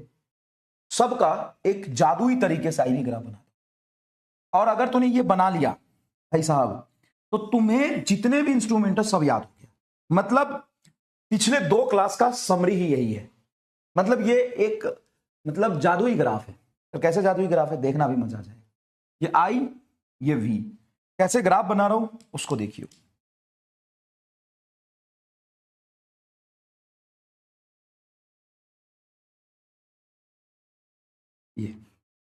ये मैंने ग्राफ बनाया और इसमें सारे इंस्ट्रूमेंट आ गए। सर कैसे, ये पार्ट हो गया तेरा जेनर ब्रेकडाउन वोल्टेज, मतलब जेनर डायोड का।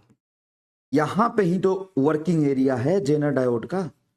हाँ हाँ हाँ, Zener diode works in reverse bias condition at Zener breakdown voltage. हाँ सर, ये हो गया तेरा फोटो डायोड का। फोटो डायोड ब्रेकडाउन वोल्टेज पे नहीं, सिंपल रिवर्स बाइस पे काम करता है, फोटो डायोड का। और ये हो गया तेरा एलईडी का।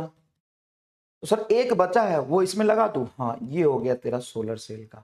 बजा ताली, बजा ताली, पता। पर इस भाई साहब, मैं कितना भी बुद्धिहीन होऊंगा तो मुझे पता है कि मास्टर ने ऐसे एक लाइन खींचा है, ऐसे एक लाइन खींचा है।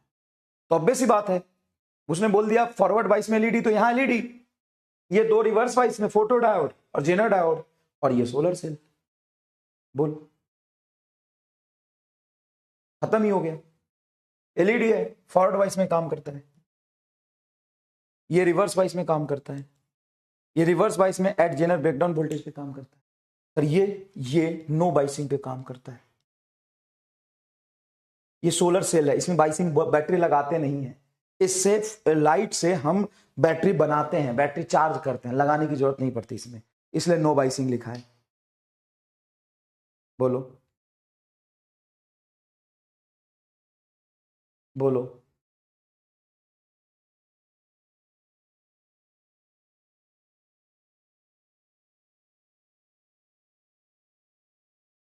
बोलो, समझ में आया क्या? तो सोलर सेल का पढ़ा ही दो, इतना जब कुछ बता ही दिया तो आओ सोलर सेल पढ़ा देते हैं। आओ सोलर सेल पढ़ा देते हैं। Solar cell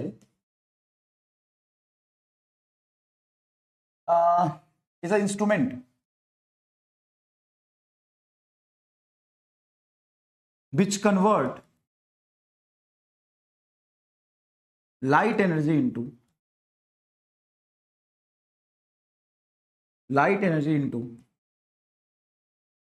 electrical energy।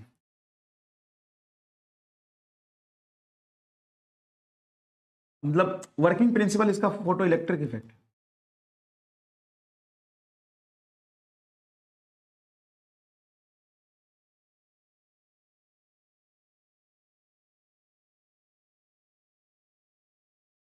क्या इसका वर्किंग प्रिंसिपल?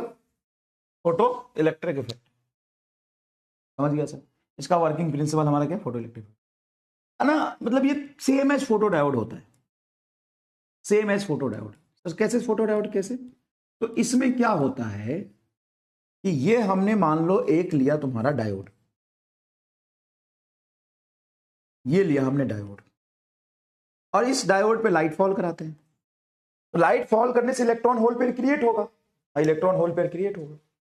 तो लाइट फॉल करने से इलेक्ट्रॉन होल पेयर क्रिएट हुआ, इसमें जो इंटरनल इलेक्ट्रिक फील्ड है ना, वो इंटरनल इलेक्ट्रिक फील्ड एन से पी की तरफ होता है। हाँ, तो जैसे ये लाइट फॉल करता है, सिंबल में ही समझा रहा हूं, लाइट फॉल करता है, तो इस लाइट के फॉल होने से इलेक्ट्रॉन होल क्रिएट होते हैं, और ये सारे इलेक्ट्रॉन इलेक्ट्रिक फील्ड के अपोजिट की तरफ इधर जाके एक्यूमुलेट होगा। हाँ, इलेक्ट्रॉन तो इधर ही होगा ना, इलेक्ट्रिक फील्ड के अपोजिट। हाँ, और होल यहां एक्यूमुलेट होगा। तो ये तुम्हारा इफेक्टिवली पॉजिटिव टर्मिनल हो गया इसके रेफरेंस में, रिलेटिव पॉजिटिव तो हो ही गया ना, ये निगेटिव टर्मिनल, ये पॉजिटिव टर्मिनल। लेकिन यहां पे जो इलेक्ट्रिक फील्ड आता है, पोटेंशियल डिफरेंस आता है, वो 0.5 वोल्ट के क्रॉस आता है, और 0.5 वोल्ट आप डेवलप करके कुछ कर नहीं पाओगे। नहीं सर, क्या कर पाएंगे? तो हम इसीलिए large number of diode is connected in series to increase potential को इंक्रीज करने के लिए लार्ज नंबर ऑफ डायोड को सीरीज में जोड़ देते हैं, and large number of diode is connected in parallel to increase current, क्योंकि हमें करंट भी ज्यादा चाहिए और ये भी ज्यादा चाहिए। तो जैसे बैटरी का कॉम्बिनेशन नहीं जोड़ते हैं, उसी तरीके से लार्ज नंबर ऑफ डायोड जोड़ देते हैं हम सीरीज में, जैसे ऐसे। अच्छा, कितने लोगों ने सोलर सेल देखा है अपने जीवन में कहीं ना कहीं? अगर तुमने सोलर सेल देखा होगा ना, अगर तूने अपने जीवन में सोलर सेल देखा होगा ना, तो याद कर, उसमें एक चेक बना होता है। हाँ सर, हर एक चेक में एक डायोड होता है। चमन चुमू, मैं पता ही नहीं था आज तक। क्योंकि पैरेलल में जोड़ोगे तो तुम्हारा पोटेंशियल सेम रहेगा, लेकिन करंट जितना बहेगा वो सबसे ऐड होगा ना पैरेलल में। मान लीजिए आई है तो 3 आई जाएगा ना भाई। तो तूने देखा वो चेक बना होता है, ऐसे चेक बना होता है, चेक। अगर तूने सोलर सेल देखा होगा तो चेक बना होता है ऐसा, चमन चोमू, उसमें एक डायोड होता है चेक में। पता है, काला अक्षर भैंस बराबर। अब वहां पे हम क्या करते हैं, इस चेक में मान ले, इस चेक को ऐसे ऐसे बना लेते हैं। थोड़ा सा 3D व्यू देता हूं, बता यार, कभी कभी तुम्हें नहीं लगता है कि दुनिया कहां निकल गई और तू कहां रह गया? पकलोल टाइप नहीं लगता तुम्हें कभी कभी? बोल, लगता है कि नहीं लगता है?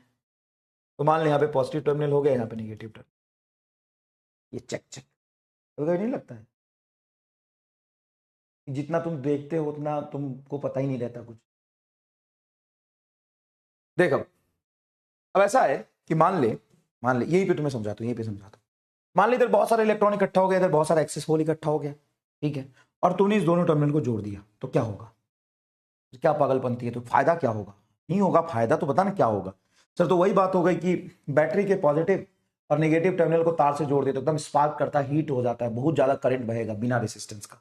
अगर तूने डायरेक्टली वायर से जोड़ दिया तो सर ये तो बिना रेसिस्टेंस का हमने जोड़ दिया, तो अचानक से बहुत ज्यादा करंट बहेगा। हाँ, तो यहां पे हम एक डिफाइन करते हैं, हम ग्राफ में हम डिफाइन करते हैं V और I। हम कहते हैं यहां पे करंट ISC बहा, मतलब शॉर्ट सर्किट करंट बहेगा। What is ISC? Short circuit current. भाई कोई पोटेंशियल ड्रॉप कहीं थोड़ी ना मिला, अचानक से जोड़ दोगे तो शॉर्ट सर्किट करंट बहेगा, ये करंट बहा अचानक से, तो ये करंट की वैल्यू लिख दी हमने। इस करंट पे कोई पोटेंशियल थोड़ी ना है, लेकिन मैं इसको जोड़ू ही नहीं, ओपन रखूं, ये और ये ओपन होगा। तो जब तक ये ओपन है तो इन दोनों के क्रॉस क्या एक वोल्टेज मिलेगा कि नहीं मिलेगा? इसको कहते हैं VOC, ओपन सर्किट वोल्टेज। कोई करंट थोड़ी ना बहेगा, जब ओपन है तो करंट तो नहीं बहेगा। नहीं सर, करंट नहीं बहेगा, हमें मिलेगा यहाँ पे सिर्फ वोल्टेज, तो VOC, open circuit voltage. Open circuit voltage क्या मिलेगा? Open circuit voltage. Short circuit current और ओपन सर्किट वोल्टेज को हम इस तरीके से मिला सकते हैं। सर कैसे? सबसे ज्यादा वोल्टेज तो जब ओपन रहेगा तभी मिलेगा, जब मान लो तुम तार जोड़ देते हो, तो तार जोड़ते हो तो ये तो डिस्चार्ज हो जाएगा ना, बैटरी थोड़ी ना है, धीरे धीरे ये डिस्चार्ज होके कम वोल्टेज मिलेगा, कम करंट मिलेगा, मतलब कुछ इस तरह का ग्राफ बनता है।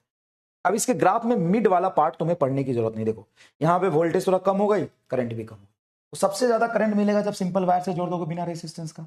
ओपन रखोगे तो ओपन सर्किट वोल्टेज, और कहीं बीच में थोड़ा रेजिस्टेंस दोगे तो थोड़ा करंट, थोड़ा रेजिस्टेंस से जोड़ोगे तो करंट थोड़ा कम होगा, और पोटेंशियल ड्रॉप भी करंट फ्लो करने से कम। ये ग्राफ बनता है। यही चीज मैं तुम्हें पहले ही यहां समझाने की कोशिश, यह है तुम्हारा VOC और यह है तुम्हारा ISC। बताओ क्या तुम्हें यह चीज याद रहेगा, हाँ या ना में बताना। इसे तो बहुत आसान लग रहा है, ये तो सीधा तुम्हारा ओपन सर्किट क्या है ये, सॉरी, जेनर ब्रेकडाउन वोल्टेज पे जेनर डायोड काम करता है।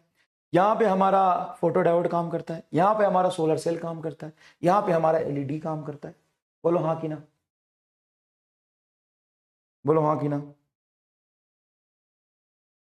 बोलो हाँ कि ना, बोलो हाँ कि ना। तो करता तो है, ये सवाल अभी थोड़ा बाद में करेंगे। करता तो है, ऐसा कुछ करता तो है, कूदता तो है, कूदता तो है।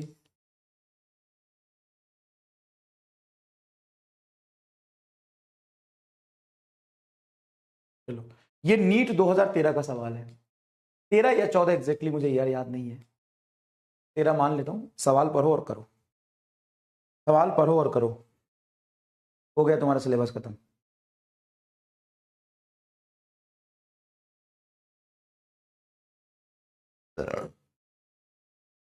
सवाल पढ़ो और करो।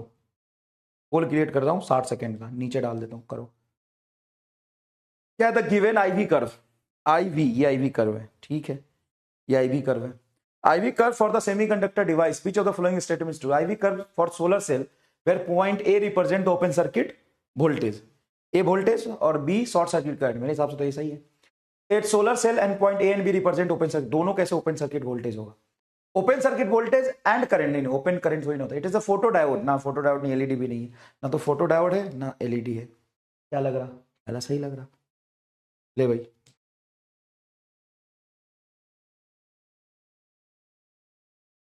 डांस तो होगी, डांस तो अभी वीडियो डालूंगा ना, देख लेना, सिलेबस कंप्लीट होने पे मास्टर पागलों की तरह नाचा, देखना ना, ऐसे यहाँ डांस करके नहीं दिखाऊंगा। LED is constructed from a PN junction, ठीक है, एलईडी है, LED is constructed from a PN junction diode using GaSP, gallium arsenide. The energy gap is 1.9 electron volt, then wavelength of the light emitted will be equal to, देख देख देख देख, अभी तुम्हें LED का कंसेप्ट समझाया, अभी तुम्हें एलईडी का कंसेप्ट समझाया कि एलईडी में जो बैंड गैप होता है उसी एनर्जी के बराबर तुम्हारा फोटोन निकलता है। तो band gap energy 1.9 electron volt हो गई, हाँ, और फोटोन की एनर्जी हम लिखते हैं ना 12400 इलेक्ट्रॉन वोल्ट बटा लैम्डा इन एंगस्ट्रॉम, निकाल दे यहां से, इलेक्ट्रॉन वोल्ट से इलेक्ट्रॉन वोल्ट कट जाएगा, लैम्डा निकल जाएगा। बता, ये मैंने स्टार्टिंग के मॉडर्न फिजिक्स में समझाया था कि नहीं, बता।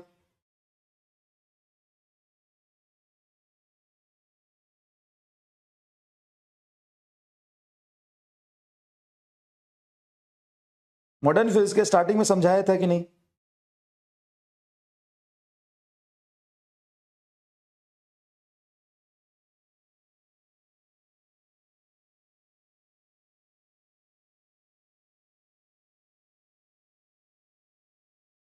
कर लोगे ये चीज?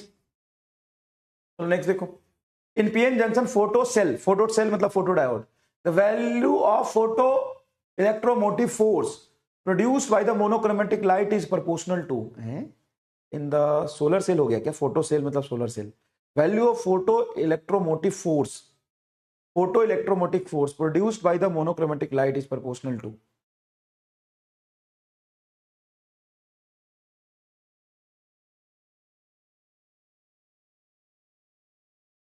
क्या है, in PN junction photo cell, in PN junction photo cell the value of photo electromotive force produced by the monochromatic light is proportional to photo electromotive force, barrier voltage at the PN junction, intensity of the light falling on the cell,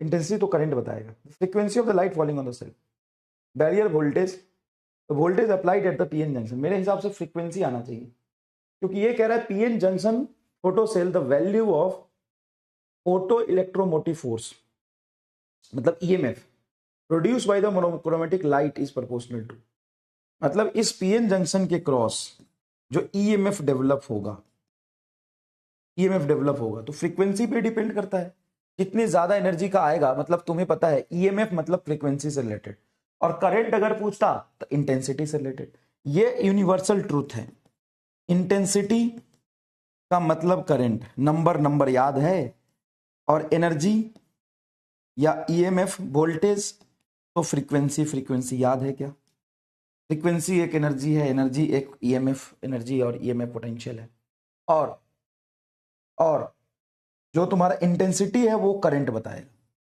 तो photo current अगर बोलता ना तो intensity of light होता। मैं यहाँ पे अच्छे से बताता हूं, तो इलेक्ट्रोमोटिव फोर्स मतलब ईएमएफ होता है। अगर यहाँ पे if there is photo current then answer will be B, answer will be B, answer will be B होता है आंसर, B होता है आंसर, है ना।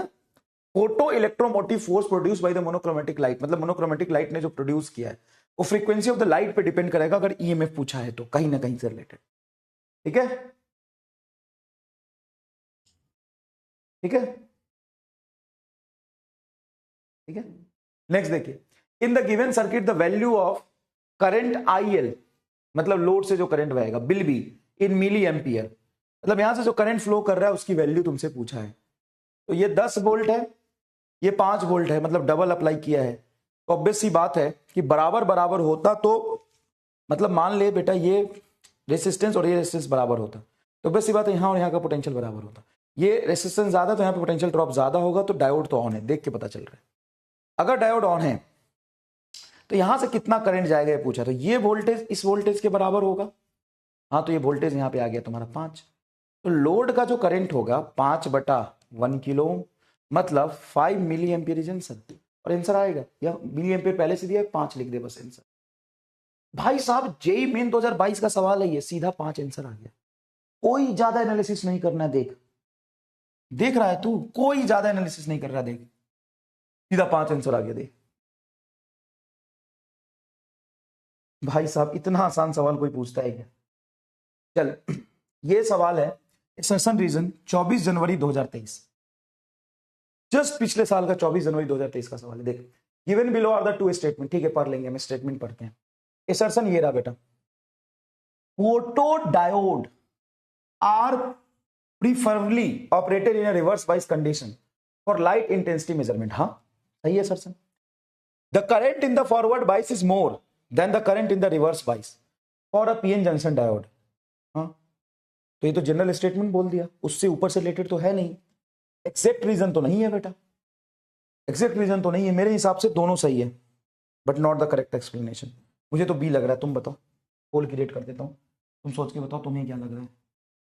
सही तो दोनों है, लेकिन एग्जैक्टली एक्सप्लेनेशन तो नहीं है। सही तो दोनों है, लेकिन एग्जैक्ट एक्सप्लेनेशन तो नहीं है।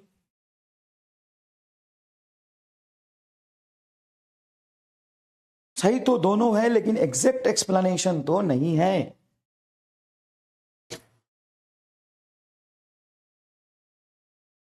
सही तो दोनों है, लेकिन एग्जैक्ट एक्सप्लेनेशन नहीं है। रिवर्स रिवीजन कैसे करें? कॉपी खोल के, बैठ के, पलथी मार के, फिर रिवीजन करो। 93% लोगों ने सही किया, ठीक है, आंसर बता दिया तो तुमने तुक्का लगा दिया। चलो, ये भी जेईई मेन 2023 का सवाल है। Choose the correct statement about Zener diode. It work as a voltage regulator in reverse bias and behave like a simple PN junction diode in forward bias. हाँ, तो फॉरवर्ड बाइस में जोड़ोगे तो simple PN junction diode ही तो होगा। It work as a voltage regulator in both forward and reverse. ना, forward bias में काम नहीं करेगा वोल्टेज रेगुलेटर की तरह। It work as a voltage regulator in forward bias. ना, it work as a voltage regulator only in forward bias. Work as a voltage regulator in forward bias. भाग। देख कितना आसान है, देख कितना आसान है। नेक्स्ट देख, it is the following statement is not correct about the case of light emitting diode. It is the heavily doped PN junction. Light emitting diode में हम फॉरवर्ड वाइज में जोड़ेंगे तो डिफ्यूजन करंट उतना ही ज्यादा होगा जितना हेवी डोप्ड होगा, ये तो मुझे सही लग रहा है। It emit light only when in it is forward biased, ये भी सही है। तो क्या बोला है? नॉट करेक्ट पूछा है। अच्छा, दोनों तो सही लग रहा है। It emit light only when it is reverse bias. Only, वो भी only in reverse bias, only in reverse bias. ना, फॉरवर्ड बाइस में जोड़ते हैं एलईडी को। The energy of the light emitted is equal to और slightly less than energy gap of semiconductor, भी आपको बताया था। तो मेरे हिसाब से गलत तो तुम्हारा सी लग रहा है, बस आंसर विल बी सी। पर और सुन, मतलब अभी जो मैंने तुम्हें 3-4 टॉपिक पढ़ा है ना, इस 3-4 टॉपिक में से बाहर से ना तो तुम्हें कोई क्वेश्चन करना है, ना तो पीवाईक्यू करना है, ना तो कोई किताब करना है, सीधा नीट में चले जाना। गारंटी देता हूं, नीट में चले जाना। एक भी इधर उधर सवाल नहीं जाएगा, कुछ मत करना, काट दे, ये सेक्शन हो गया खत्म, कोई रिवीजन नहीं, कुछ नहीं, जितना पढ़ा है उतना ध्यान रखना बस। देख ये जेना डायोड का सवाल है 2022 में, ये जेना डायोड का सवाल है 2022 में, ये थोड़ा अलग है। ये जेना डायोड का सवाल है 2021 में। भाई जेना डायोड के कितने सवाल पूछेगा, कितने सवाल पूछेगा जेना डायोड का, देख इधर, चल इधर देख, चल इधर देख। The logic gate equivalent to the given circuit is, ये जो गिवन सर्किट है ये कौन से लॉजिक गेट को बता रहा है? तो सुन, ये की तुम्हारा इनपुट होता है, हाँ सर ये की हमारा इनपुट होता है, तो ए बी इनपुट हो गया और ये तुम्हारा वाई आउटपुट हो गया। ट्रुथ टेबल बना ले।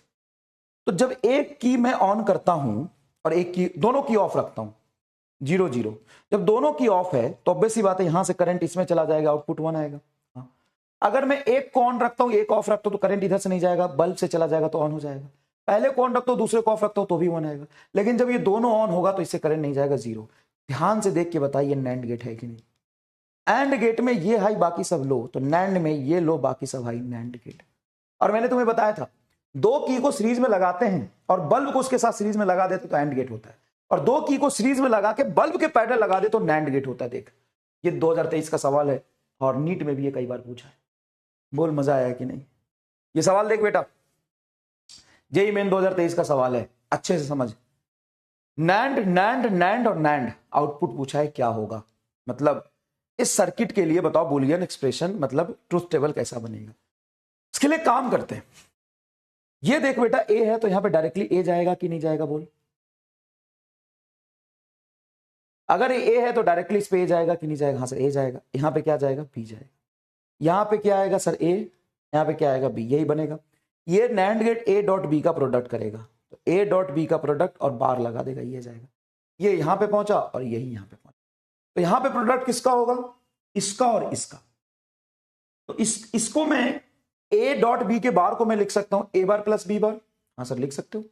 अरे पूरा बार तोड़ूंगा तो दोनों में बार आएगा और डॉट प्लस में हो जाएगा। हाँ, इसको इसके साथ प्रोडक्ट करके बार लगाओ। तो सबसे पहले इसको इसके साथ प्रोडक्ट करो, ए का प्रोडक्ट करो ए बार प्लस बी बार के साथ, फिर इस पे बार लगाना। तो जब इसको प्रोडक्ट करोगे तुम तो ए अंदर जाएगा तो ए बार 0 और ये बनेगा तुम्हारा ए बी बार का बार। क्लियर है? यहां पे बी के साथ इसको प्रोडक्ट करोगे तो ए बार प्लस बी बार का प्रोडक्ट करोगे तुम बी के साथ, फिर बार लगाओगे। ये बी जब अंदर जाएगा तो बी बार 0, तो ये बनेगा ए बार बी का बार। ये और ये इन दोनों को प्रोडक्ट करके बार लगाएगा, तो आउटपुट जो होगा ए बी बार का बार डॉट ए बार बी का बार। अब तुम क्या करो कि इसको कॉमन बार में लेके जाओ। कॉमन बार में लेके जाओगे तो ये इंडिविजुअल बार कॉमन बार आ जाएगा, डॉट प्लस में हो जाएगा, तो ये बनेगा A B bar plus A bar B का होल बार। मतलब ये तुम्हारा एक्स-नॉर गेट है। एक्स-नॉर गेट, एक्सॉर का उल्टा एक्स-नॉर गेट है। मतलब इसमें तुम्हारा बुलियन एक्सप्रेशन ये तो नहीं होगा, ये नहीं होगा, इन दोनों में से एक होना है। इन दोनों में से एक होना है। मेरे हिसाब से सेकंड आएगा क्या? डी आएगा? चेक कर लो क्या आएगा। इन्हीं दोनों में से एक आना चाहिए। एक्स-नॉर आ रहा है तो थोड़ा सा मुश्किल है ना? हाँ, लेकिन नीट में ऐसे नहीं आते, जेई का सवाल है। नीट में और आसान आएंगे। देख भाई, इधर ए है, ये सीधा ए गया और यहां से बी गया। ये क्या करेगा? ए और बी को प्रोडक्ट करेगा, सिंपल एंड गेट है। यहां से आया ए, ये बी, ये बार करेगा, मतलब सॉरी और है, जोड़ेगा ए बी और यहां से ए प्लस बी का ये क्या करने वाला? प्रोडक्ट करके बार लगाएगा। तो जो आउटपुट आएगा वो आएगा A B into A plus B का प्रोडक्ट का होल बार। तो जब तुम इसको अंदर ले जाओगे ना बेटा, तो ए को जब इससे मल्टीप्लाई करोगे तो A B A plus A B और बी को मल्टीप्लाई करोगे तो होगा ए बी बी का बार। मतलब कुछ नहीं किया, इस ए बी को दोनों से प्रोडक्ट किया, तो ए इंटू ए होता जाएगा, तो ये बनेगा A B plus A B B B होगा ए बी का बार। ए बी और बी सेम चीज है, तो दो बार ऐड करने से सिंपल ए बी का बार आएगा। ए बी का बार मतलब ये नैंड गेट है। नैंड गेट है। तो जब 0 0 0 1 1 0 1 1 दोगे तो आउटपुट क्या आएगा? तो नैंड गेट में एंड का उल्टा, एंड का उल्टा तो मेरे हिसाब से ये एंड का उल्टा नैंड, तो यही बनेगा 1 1 1 एंड 0। बढ़िया यार, सोच तो खुद सोच। मतलब एकदम एक्सट्रीम हैप्पीनेस वाली सवाल है कि नहीं? अगर तुम्हें कॉन्फिडेंस होगा ना तो अभी तुम कर पाओगे। और ये जो सवाल है ना गेट के सबसे अपर लेवल वाले हैं, नहीं तो नीट में तो क्या पूछता है, नीट में तो ये पूछेगा बताओ ये कौन सा गेट है, ले लो उठा के, नॉर गेट है। अच्छे सवाल है ना ये देख भाई, ये तो आसान है, ये ए आया तो यहां पे ए ही होगा, ये कुछ भी रख दे, ये तुम्हें नहीं लग रहा सिंपल है, क्या है ये, नॉट गेट तो नहीं है, गोला नहीं लगा है, ए है तो ए पहुंचेगा, ये बी है तो यहां पे बी का बार पहुंचेगा, और इन दोनों को ये जोड़ देगा बस। यहां पे जो गोला लगा होता है ना वो नॉट नहीं होता, ये सर्किट एंडिंग का प्रोग्राम है ये। यहां पे गोला जो एंड पे लगा होता है ये गोला नॉट नहीं बताता, याद रखिएगा। तो ये हो जाएगा आउटपुट तुम्हारा सिंपल ए प्लस बी का बार, दैट्स इट, दैट्स इट।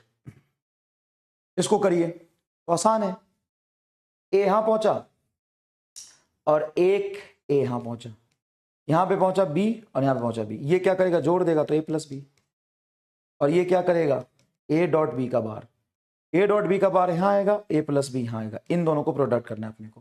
तो यहां पे जो आउटपुट आएगा A plus B is to A dot B का बार, अब देख लो क्या बनेगा, सॉल्व कर लो इसको, और यहां पे डायरेक्ट जा रहा तुम्हारा ए डॉट बी का बार, ए डॉट बी का बार और इसको जोड़ के और फिर बार लगा, समझ गए क्या। तो थोड़ा सा मैथमेटिकल एक्सप्रेशन आपको सॉल्व करना है, इसको पहले सॉल्व कर लो थोड़ा।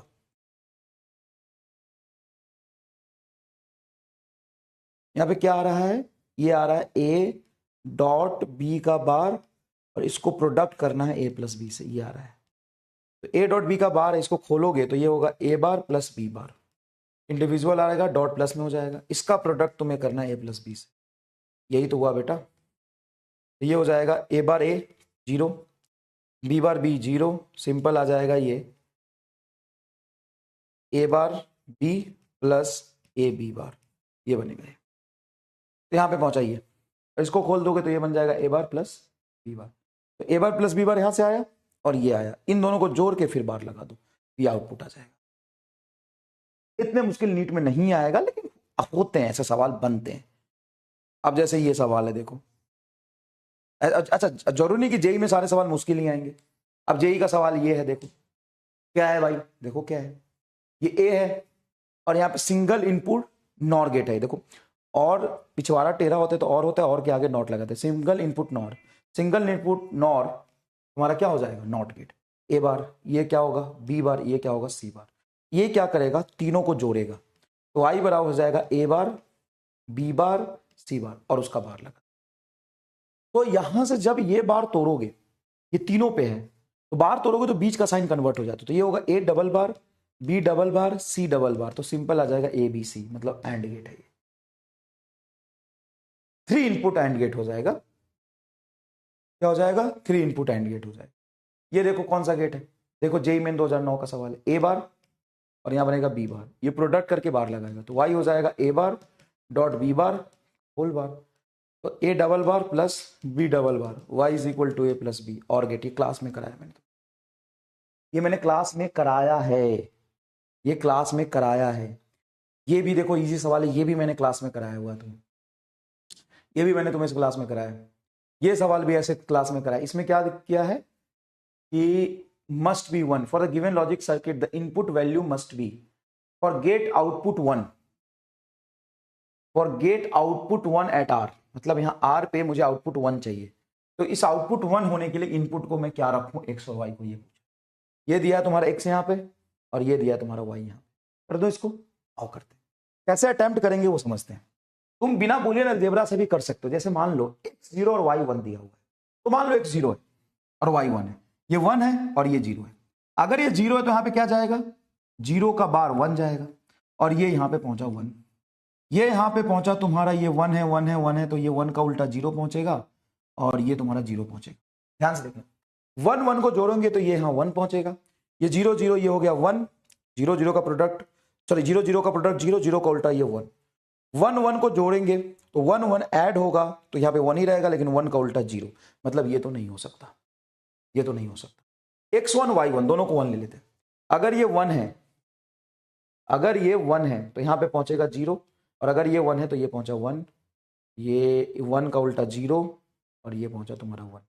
अब देखो जीरो और वन जोड़ के तुम्हारा वन होगा, और ये वन और जीरो जोड़ के वन और जीरो मल्टीप्लाई करके जीरो आएगा, जीरो का उल्टा वन हो गया, वन वन वन, वन का उल्टा जीरो, फिर ये जीरो आ रहा, ये भी नहीं होगा, तो मेरे हिसाब से ये भी नहीं बनेगा। देख लेते हैं एक बार चौथा ऑप्शन चेक करो, दोनों जीरो, दोनों जीरो चेक कर लो। अगर ये जीरो है तो यहाँ पे आएगा वन, ये जीरो जीरो जीरो जीरो यहाँ पे होगा जीरो, और ये भी जीरो है तो ये आएगा यहाँ पे जीरो, ये जीरो का उल्टा ये वन, वन और जीरो जोड़ेंगे तो ये आएगा वन, जीरो वन मल्टीप्लाई करके होगा जीरो, जीरो का उल्टा होगा वन वन, अरे यार वन वन तुम्हारा बनेगा वन, वन का उल्टा जीरो, ये भी नहीं आ रहा। X one Y zero, X one Y zero, अगर एक्स को वन रखता हूँ, एक्स को वन रखता हूँ तो ये बनेगा जीरो, और वाई जीरो है तो ये पहुंचेगा जीरो, ये तुम्हारा Y zero zero zero zero तो ये आएगा वन, और एक्स वन है तो ये आएगा वन, वन वन का प्रोडक्ट, वन वन का प्रोडक्ट वन, वन का उल्टा ये जीरो, और इधर से भी आया जीरो, जीरो जीरो जोड़ के क्या होगा जीरो, जीरो का उल्टा वन, सिर्फ ये आंसर है। भाई साहब भूत निकाल देगा ये तो।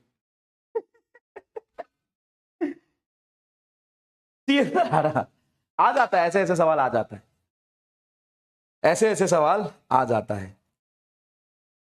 चल ये तो तेरा इजी है, कोई खास बात नहीं है, ये तो तेरा इजी है, एक इजी सवाल। ऐसे समझ, ऐसे समझ कि ये तेरा एक डायोड है, और यहां पे मैं आउटपुट ले रहा हूं, और यहां पे एसी इनपुट दिया है मैंने, ये वाला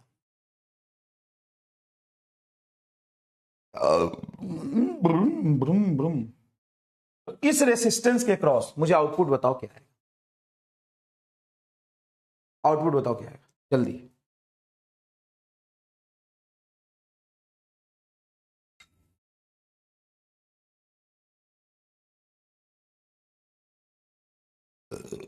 हम्म,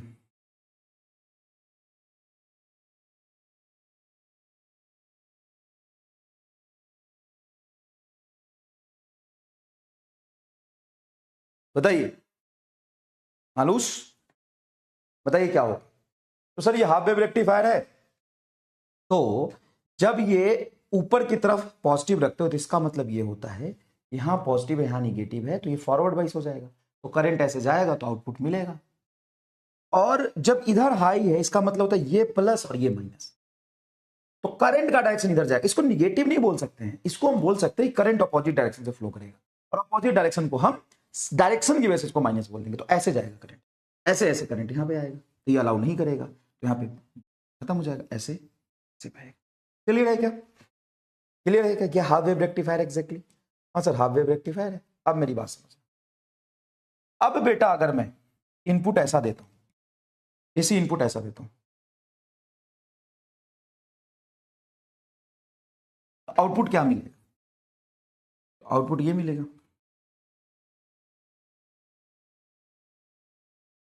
हाँ कि ना, तो मिलेगा। अब मैं स्क्वायर वेव देता हूं in a PN junction, square input, देखो ये -5 है यहां से यहां तक, ग्राफ समझना, ये ऐसा है, ये स्केलिंग किया हुआ है, ये थोड़ा गलत बना है जिसने भी बनाया था सवाल, ये -5 वोल्ट है, ये 0 वोल्ट है, ये यहां पे +5 है, ये -5, मतलब ये ऐसा ग्राफ बना है, जैसे सिनुसॉइडल ऐसा बनाते हैं ना भाई, ऐसा सिनुसॉइडल बनाते हैं, ऐसा ट्रायंगल बनाते हैं, तो स्क्वायर भी तो ऐसा बनाएंगे, ये +5 0, ये -5, फिर से +5, ऐसा बना है, देखो ये यहां से यहां तक -5 है, फिर ये +5 है, ये -5 है। इसका आउटपुट, आउटपुट इन चारों में से कौन सा होगा, 60 सेकंड का तुम्हें समय देता हूं, सोच के करना। यहां पे हम आउटपुट ले रहे हैं, ये डायोड है, ये निगेटिव साइकिल दिया, ये पॉजिटिव साइकिल दिया, ये निगेटिव साइकिल दिया, तो आउटपुट कौन सा होगा इसका, आराम से करना, देख के करना, सोच समझ के करना। धन दिन धा धन धन धन धा धान दिन दिन दिन धा दिन धन धन दिन धा।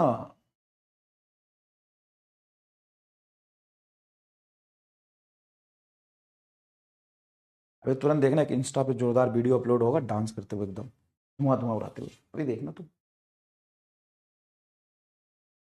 अभी देखना क्लास खत्म होने की खुशी में मास्टर की, अबे 5 मिनट बाद क्लास खत्म होते ही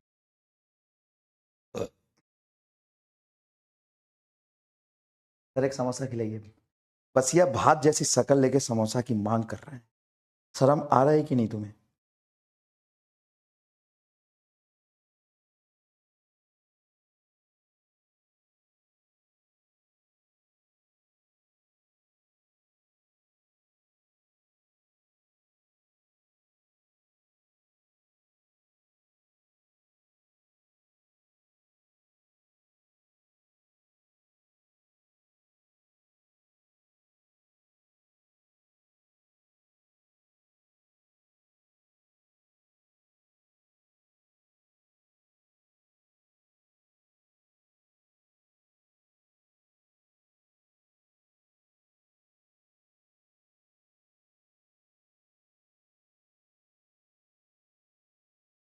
देख अब ध्यान से, जैसा कि अभी मैंने हाफ वेव रेक्टिफायर में बताया था कि जैसे मैं यहाँ पे -5 रख रहा हूँ, इसका मतलब है कि इधर से करंट जाना चाहिए, तो ये अलाउ नहीं करेगा ना, इसको निगेटिव साइकिल को रोक देता है।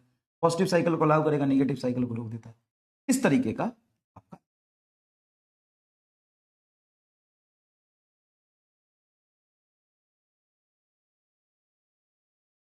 71.83 मतलब 72% लोगों ने सही किया है।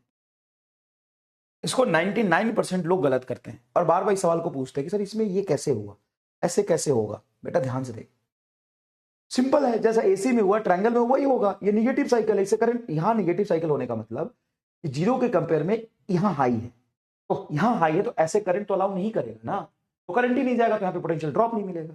और 0 से 10 कैसे हो जाएगा, पीक 10 कैसे हो गया यहाँ पे, ये तो गलत है। निगेटिव साइकिल अलाउ कर रहा है, गलत है। निगेटिव में -10 अलाउ कर रहा है, गलत है। कोई अंधा भी कर लेगा, लेकिन मैं तुम्हें बताऊं पैरेलली 99% बच्चे इसको गलत ही करते हैं। Next thing, in the case of forward बाइस PN junction, which of the following figure correctly represent the direction of flow of carrier? In the case of forward bias pn junction में direction of PN junction में direction of flow of carriers मतलब current की direction नहीं, charge carrier की motion की direction पूछा है। ठीक है, समझते हैं। तो फॉरवर्ड बाइस के केस में होल जो होता है, ये पॉजिटिव चार्ज है, ये प्लस है, तो प्लस क्या करेगा, होल को आगे धक्का मारेगा, तो होल ऐसे जाएंगे तो करंट ऐसे जाएगा, और इलेक्ट्रॉन आगे नहीं जाता, इलेक्ट्रॉन पीछे जाता, तो ये गलत है। यहां पे देखो होल इधर आ रहा है, गलत है। यहां पे देखो होल आगे जाएगा, करंट पीछे आएगा, ये सही है।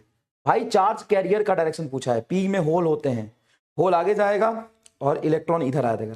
B is your correct answer. देख लो सी कहां से सी आएगा, सी ये ऐसे है, तो वैसे भी देख ऐसा है डायग्राम, अगर तो ये पॉजिटिव टर्मिनल में ऐसे करंट फ्लो करेगा, तो करंट ऐसे जाएगा, तो करंट को ऐसे मूव कराने के लिए होल पीछे थोड़ी ना आएगा, जो पॉजिटिव चार्ज पीछे थोड़ी ना आएगा, पॉजिटिव चार्ज तो आगे जाएगा।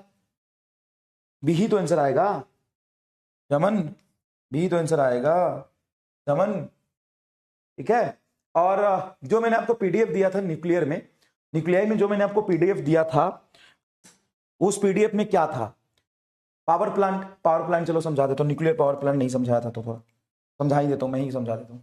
देखो न्यूक्लियर पावर प्लांट में क्या होता है, न्यूक्लियर पावर प्लांट में क्या होता है, न्यूक्लियर पावर प्लांट में ऐसा हम एक लेते हैं चेंबर, कंक्रीट का चेंबर बनाते हैं, उस चेंबर के अंदर, ये कंक्रीट का मान लो चेंबर बना लिया, उस चेंबर के अंदर ध्यान सुनना, ये हम एक लगाते हैं यूरेनियम सोर्स, ये यूरेनियम का सोर्स है।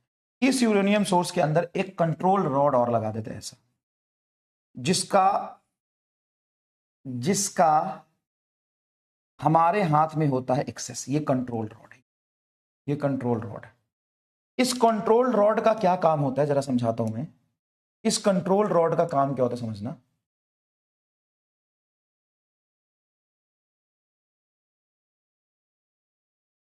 क्या हो गया, कहां जा रहा है, इस कंट्रोल रॉड का क्या कर दिया ये, इस कंट्रोल रॉड का क्या काम होता है समझना। इसमें हम हेवी वाटर फिल करते हैं, इसमें हेवी वाटर होता है। अब मान लो एक न्यूट्रिनो को यूरेनियम पे हमने फेंका, ये यूरेनियम रॉड है, इसको हम फ्यूल कहते हैं, ये फ्यूल है, यूरेनियम रॉड, ये यूरेनियम रॉड। तो हमने क्या किया कि एक न्यूट्रॉन को जाके इस पे फेंका, तो जब एक न्यूट्रॉन जाके यूरेनियम से टकराता है तो वहां पे न्यूक्लियर क्या होता है, फ्यूजन, टूटता है ये, और टूट के ऑन एन एवरेज 3 न्यूट्रॉन और जनरेट करता है। जब ये न्यूट्रॉन जनरेट करता है तो बहुत स्पीड से निकलता है और फिर दूसरे यूरेनियम पे टकराता है, फिर वापस आके इस पे टकराता है। तो एक रिएक्शन में 3, तो 2 रिएक्शन में 6 कराएगा तुम्हारा, एक रिएक्शन में 3, तो 2 रिएक्शन में 3 तिहाई 9 ना, क्योंकि एक 3 कर रहा है, फिर 3 रिएक्शन में 27, फिर 81, तो ये अनकंट्रोल्ड चेन रिएक्शन हो जाता है। तो सबसे पहले हम न्यूट्रॉन को स्लो करने के लिए इसमें हेवी वाटर डालते हैं जो न्यूट्रॉन के मोशन को स्लो करते हैं। फिर भी स्लो नहीं होता तो कंट्रोल रॉड होता है, इस कंट्रोल रॉड को अंदर डाल देंगे तो यहां से जो न्यूट्रॉन गया वो इससे नहीं टकरा पाएगा। बस ये कहानी है, बस ये कहानी है। फॉर्मुलेशन वाला पार्ट तो बता दिया था, ये कंस्ट्रक्शन वाला पार्ट तो ठीक है, इतना तो समझ में आ गया। अब जो यहां से एनर्जी रिलीज होता है, ये एनर्जी इसको हीट करता है, हीट करके ये जो हेवी वाटर है वो हीट अब्सॉर्ब करता है, और यहां पे ये नॉर्मल वाटर है, यहां पे हम सिंपल एक वो लगा देते हैं, क्या कहते हैं, यहां पे एक नल लगा देते हैं, इस नल से वाटर जाता है, इस नल से वाटर को हम नॉर्मल वाटर के चेंबर में डाल देते हैं। तो ये इतना गर्म रहता है, इतना गर्म रहता है कि अंदर के वाटर को वेपराइज करता है, और यहां से हम टरबाइन चलाते हैं। फिर एक मोटर लगा के जब ये सारा हीट लूज करके वेपर बना देता है तो इस पानी को फिर से हम अंदर डाल देते हैं, फिर ये रिएक्शन चलता रहता है। बस इतना सा कहानी है। अब इसमें हेवी वाटर क्यों यूज करते हैं, कंट्रोल रॉड का क्या काम है, अनकंट्रोल्ड रॉड का क्या काम है, उस पीडीएफ में सब कुछ है, उसको थोड़ा पढ़ लेना। चलो मैं तुम्हें 11th क्लास का एक चैप्टर बचा हुआ है वेव, वो रिवीजन कराने आऊंगा तो मैं और ये वाला सेक्शन तुमको बता दूंगा। अब एक्सपेरिमेंटल फिजिक्स की हम बात कर लेते हैं, अभी बात कर लेते हैं एक्सपेरिमेंटल। अरे मैं क्लास में आऊंगा यार,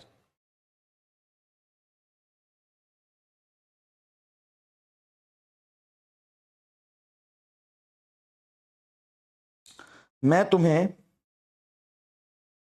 कहाँ गया यार, रुक, आ गया, ये तो पीडीएफ निकाला था मैंने। एक्सपेरिमेंटल फिजिक्स के बारे में बात कर लेता हूं, मैं पढ़ाऊंगा। अब एक्सपेरिमेंटल फिजिक्स में बेटा सबसे पहले मैं तुम्हें बताऊं,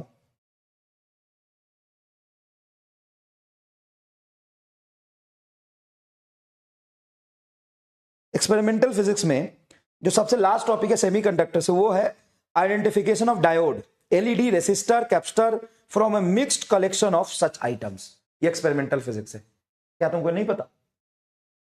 अरे वाह, ये कितना बढ़िया कलर हो गया, वाह। क्या तुमको ये पता है कि एलईडी रेसिस्टेंस कैपेसिटेंस को कैसे पहचानेंगे? अबे सिंबल से। ये तुम्हारा रेसिस्टेंस है, ये तुम्हारा एलईडी है, ये तुम्हारा फोटोडायोड है, ये तुम्हारा कैपेसिटर है। 18वां पॉइंट यही है तुम्हारा एक्सपेरिमेंटल फिजिक्स का, देख लो। आइडेंटिफिकेशन ऑफ डायोड, कौन सा डायोड है ये आपको पहचानना है, कौन सा डायोड कौन सा है। तो ये नहीं कर लोगे क्या? यही तो पढ़ाया है भाई, उस सेक्शन को अलग कर दिया बस। Identification of diode, LED, resistance, capacitance from a mixed collection of such items है यार। उसके बाद है characteristic of a Zener diode and finding reverse break down voltage. तो रिवर्स ब्रेक डाउन वोल्टेज क्या था, कैसे काम करते बता दिया। Characteristics of curve of PN junction diode in a forward and reverse wise, IV graph of IV graph forward wise and reverse wise condition में तो पढ़ाई है। ये फॉरवर्ड वाइज हो गया, ये तेरा रिवर्स वाइज हो गया, ये ब्रेकडाउन वोल्टेज हो गया, यही आईवी ग्राफ, ये बता दिया मैंने तुम्हें। ये एक्सपेरिमेंट के बेसिस पे ही बनाया, लेकिन पढ़ा तो दिया ही ना। Refractive index of the glass slab using a travelling microscope. तो ट्रैवलिंग माइक्रोस्कोप एक मुझे अलग सा लगा। Plot the angle of deviation versus angle of incident in a prism, deviation versus angle of incident, ये है ग्राफ। इस पर जो सवाल आएगा वही एक्सपेरिमेंटल फिजिक्स का सवाल बोला है। उसके बाद है तुम्हारा कोएफिशिएंट ऑफ विस्कोसिटी बता दिया है, रेसिस्टिविटी ऑफ द मटेरियल, इसमें वर्नियर कैलिपर्स, स्क्रू गॉज बता दिया है, मीटर स्केल बता दिया है, young modulus elasticity of the metallic wire, अरे कुछ नहीं है, वायर में जो एक इलोंगेशन होता है वही वाला बात है ये। Speed of sound at room temperature using a resonance tube, resonance tube मैंने तुमको पढ़ाया, याद है क्या? मैंने वेव में रेजोनेंस ट्यूब पढ़ाया है। हाँ, एक एक्सपेरिमेंटल टेक्निक होता है फाइंड स्पीड ऑफ साउंड, ये बताया है। अरे यही एक्सपेरिमेंट जो पूरे फिजिक्स में पढ़ते हैं ना, उसको एक जगह लिख दिया है। रेजोनेंस ट्यूब पढ़ाया है कि नहीं पढ़ाया? हाँ या ना में जवाब दो।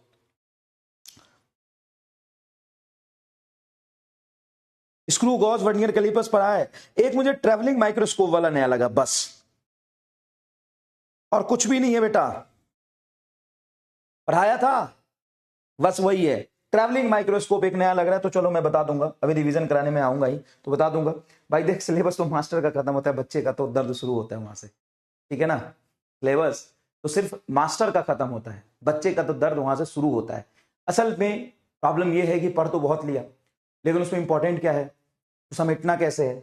एनसीईआरटी का जो एनटीए का जो लेटेस्ट सिलेबस है उसको पॉइंट टू पॉइंट हमें कैसे याद रखना है, सबसे ज्यादा काम का क्या है, LTR सर बता दो, लास्ट रिवीजन टॉपिक बता दो, तो इन सब का सॉल्यूशन तुम्हें मिलेगा। ऐसा नहीं कि बैच छोड़ के हम कहीं जा रहे हैं, आपको हफ्ते में 2 या 3 दिन आपको मिलते रहेंगे ना, हफ्ते में 2 या 3 दिन आपको मिलते रहेंगे।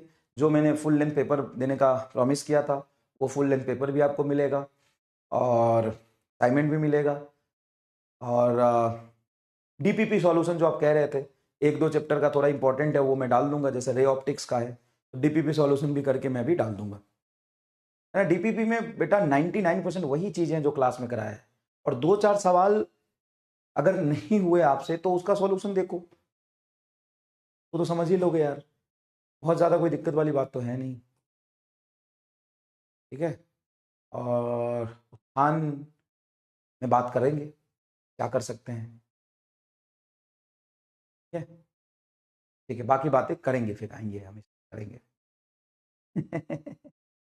घबराना नहीं है, और देख भाई डरने से कुछ नहीं होता, लर्निंग एटीट्यूड रखो, नो गिव अप का पॉलिसी रखो और मेहनत करते चलो, रुकना नहीं है, थकना नहीं है। 2 महीने समय है, 2 महीने में तो पता नहीं क्या से क्या हो सकता है। 60 दिन है भाई, अभी 60 दिन में रोज तुम अभी से भी लग जाओगे ना, और 12, 13, 14 घंटे पढ़ाई करोगे अभी से भी, मान लो 60 दिन और 15 घंटे पढ़ाई करो तो कितना हो जाएगा बता। 60 दिन और 15 घंटे पढ़ाई करो, कितने घंटे हो गए? 900 घंटे हो गए क्या? 60 दिन और 15 घंटे बता, 60 दिन और 15 घंटे बता, 900 घंटे हो गए बता। तो भाई 900 आवर तो बहुत होता है यार। 900 घंटे में तुम्हारा 30 चैप्टर फिजिक्स का, 30 केमिस्ट्री का, 30 बायोलॉजी का रिवाइज नहीं होगा।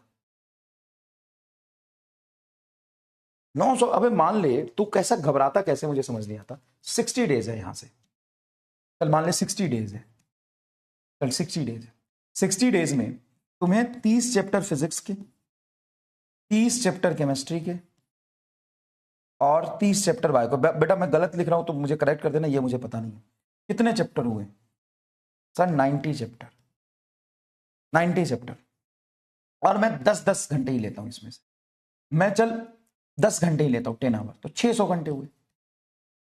600 आवर 90 चैप्टर, तो 600 आवर को 90 से डिवाइड करेगा, को 90 से डिवाइड करेगा, ये इससे कटा, और 90 से डिवाइड करेगा 60/9, मतलब मोटा मोटा अगर मैं बोलूं 10 कर ले तो 6 आवर पर चैप्टर हुआ। 6 घंटे में पर चैप्टर रिवाइज नहीं होगा। 12 घंटे में तो पूरा चैप्टर तूने पढ़ा है, तो मोटा मोटा 5-6 घंटे में पूरा चैप्टर रिवाइज नहीं होगा फिर, मतलब 6 घंटे के आसपास में पूरा चैप्टर रिवाइज नहीं हुआ। हाँ सर, उसके बाद हमें सर क्वेश्चन प्रैक्टिस भी करना है, तो बायो के थोड़ा थ्योरेटिकल चैप्टर होते हैं, जल्दी रिवाइज हो जाते हैं। और उसके बाद आपको क्या करना है, उसके बाद आपको क्वेश्चन प्रैक्टिस करना है, उसी रिवीजन में तो 6-6 घंटे में हो जाएगा। और आपको फुल लेंथ पेपर देना है, अभी से कम 20 पेपर आपको देना है कंप्लीट सिलेबस का। Complete syllabus in the sense full length paper, full length paper मतलब जो 720 के पेपर होते हैं वो, उसमें से नहीं भी तो कम से कम 15 फुल लेंथ पेपर होना चाहिए, फुल सिलेबस होना चाहिए, ठीक है, हो जाएगा। भूलेंगे? अरे तो नहीं भूलोगे अगर, और आराम से सब हो जाएगा तो सब कर लेंगे ना, मतलब मुश्किल तो होगा ही ना, आसान थोड़ी ना होगा। अगर अच्छा एक बात बता, इतना ही आसान होता और इजी वे में हो जाता तो सब डॉक्टर ही बन जाते। तो उसका उल्टा भी तो सोच, बहुत आसान होता, बहुत इजी होता, आराम से हो जाता तो सब कर लेते ना, फिर इतना डॉक्टर क्या करेंगे, सब डॉक्टर ही बन जाएगा। तो थोड़ा मुश्किल तो होना भी चाहिए ना, लॉजिकली सोच कि थोड़ा मुश्किल होना चाहिए कि नहीं होना चाहिए, है ना। चलो पढ़ो, फिर जल्दी मिलेंगे। धन्यवाद बहुत बहुत।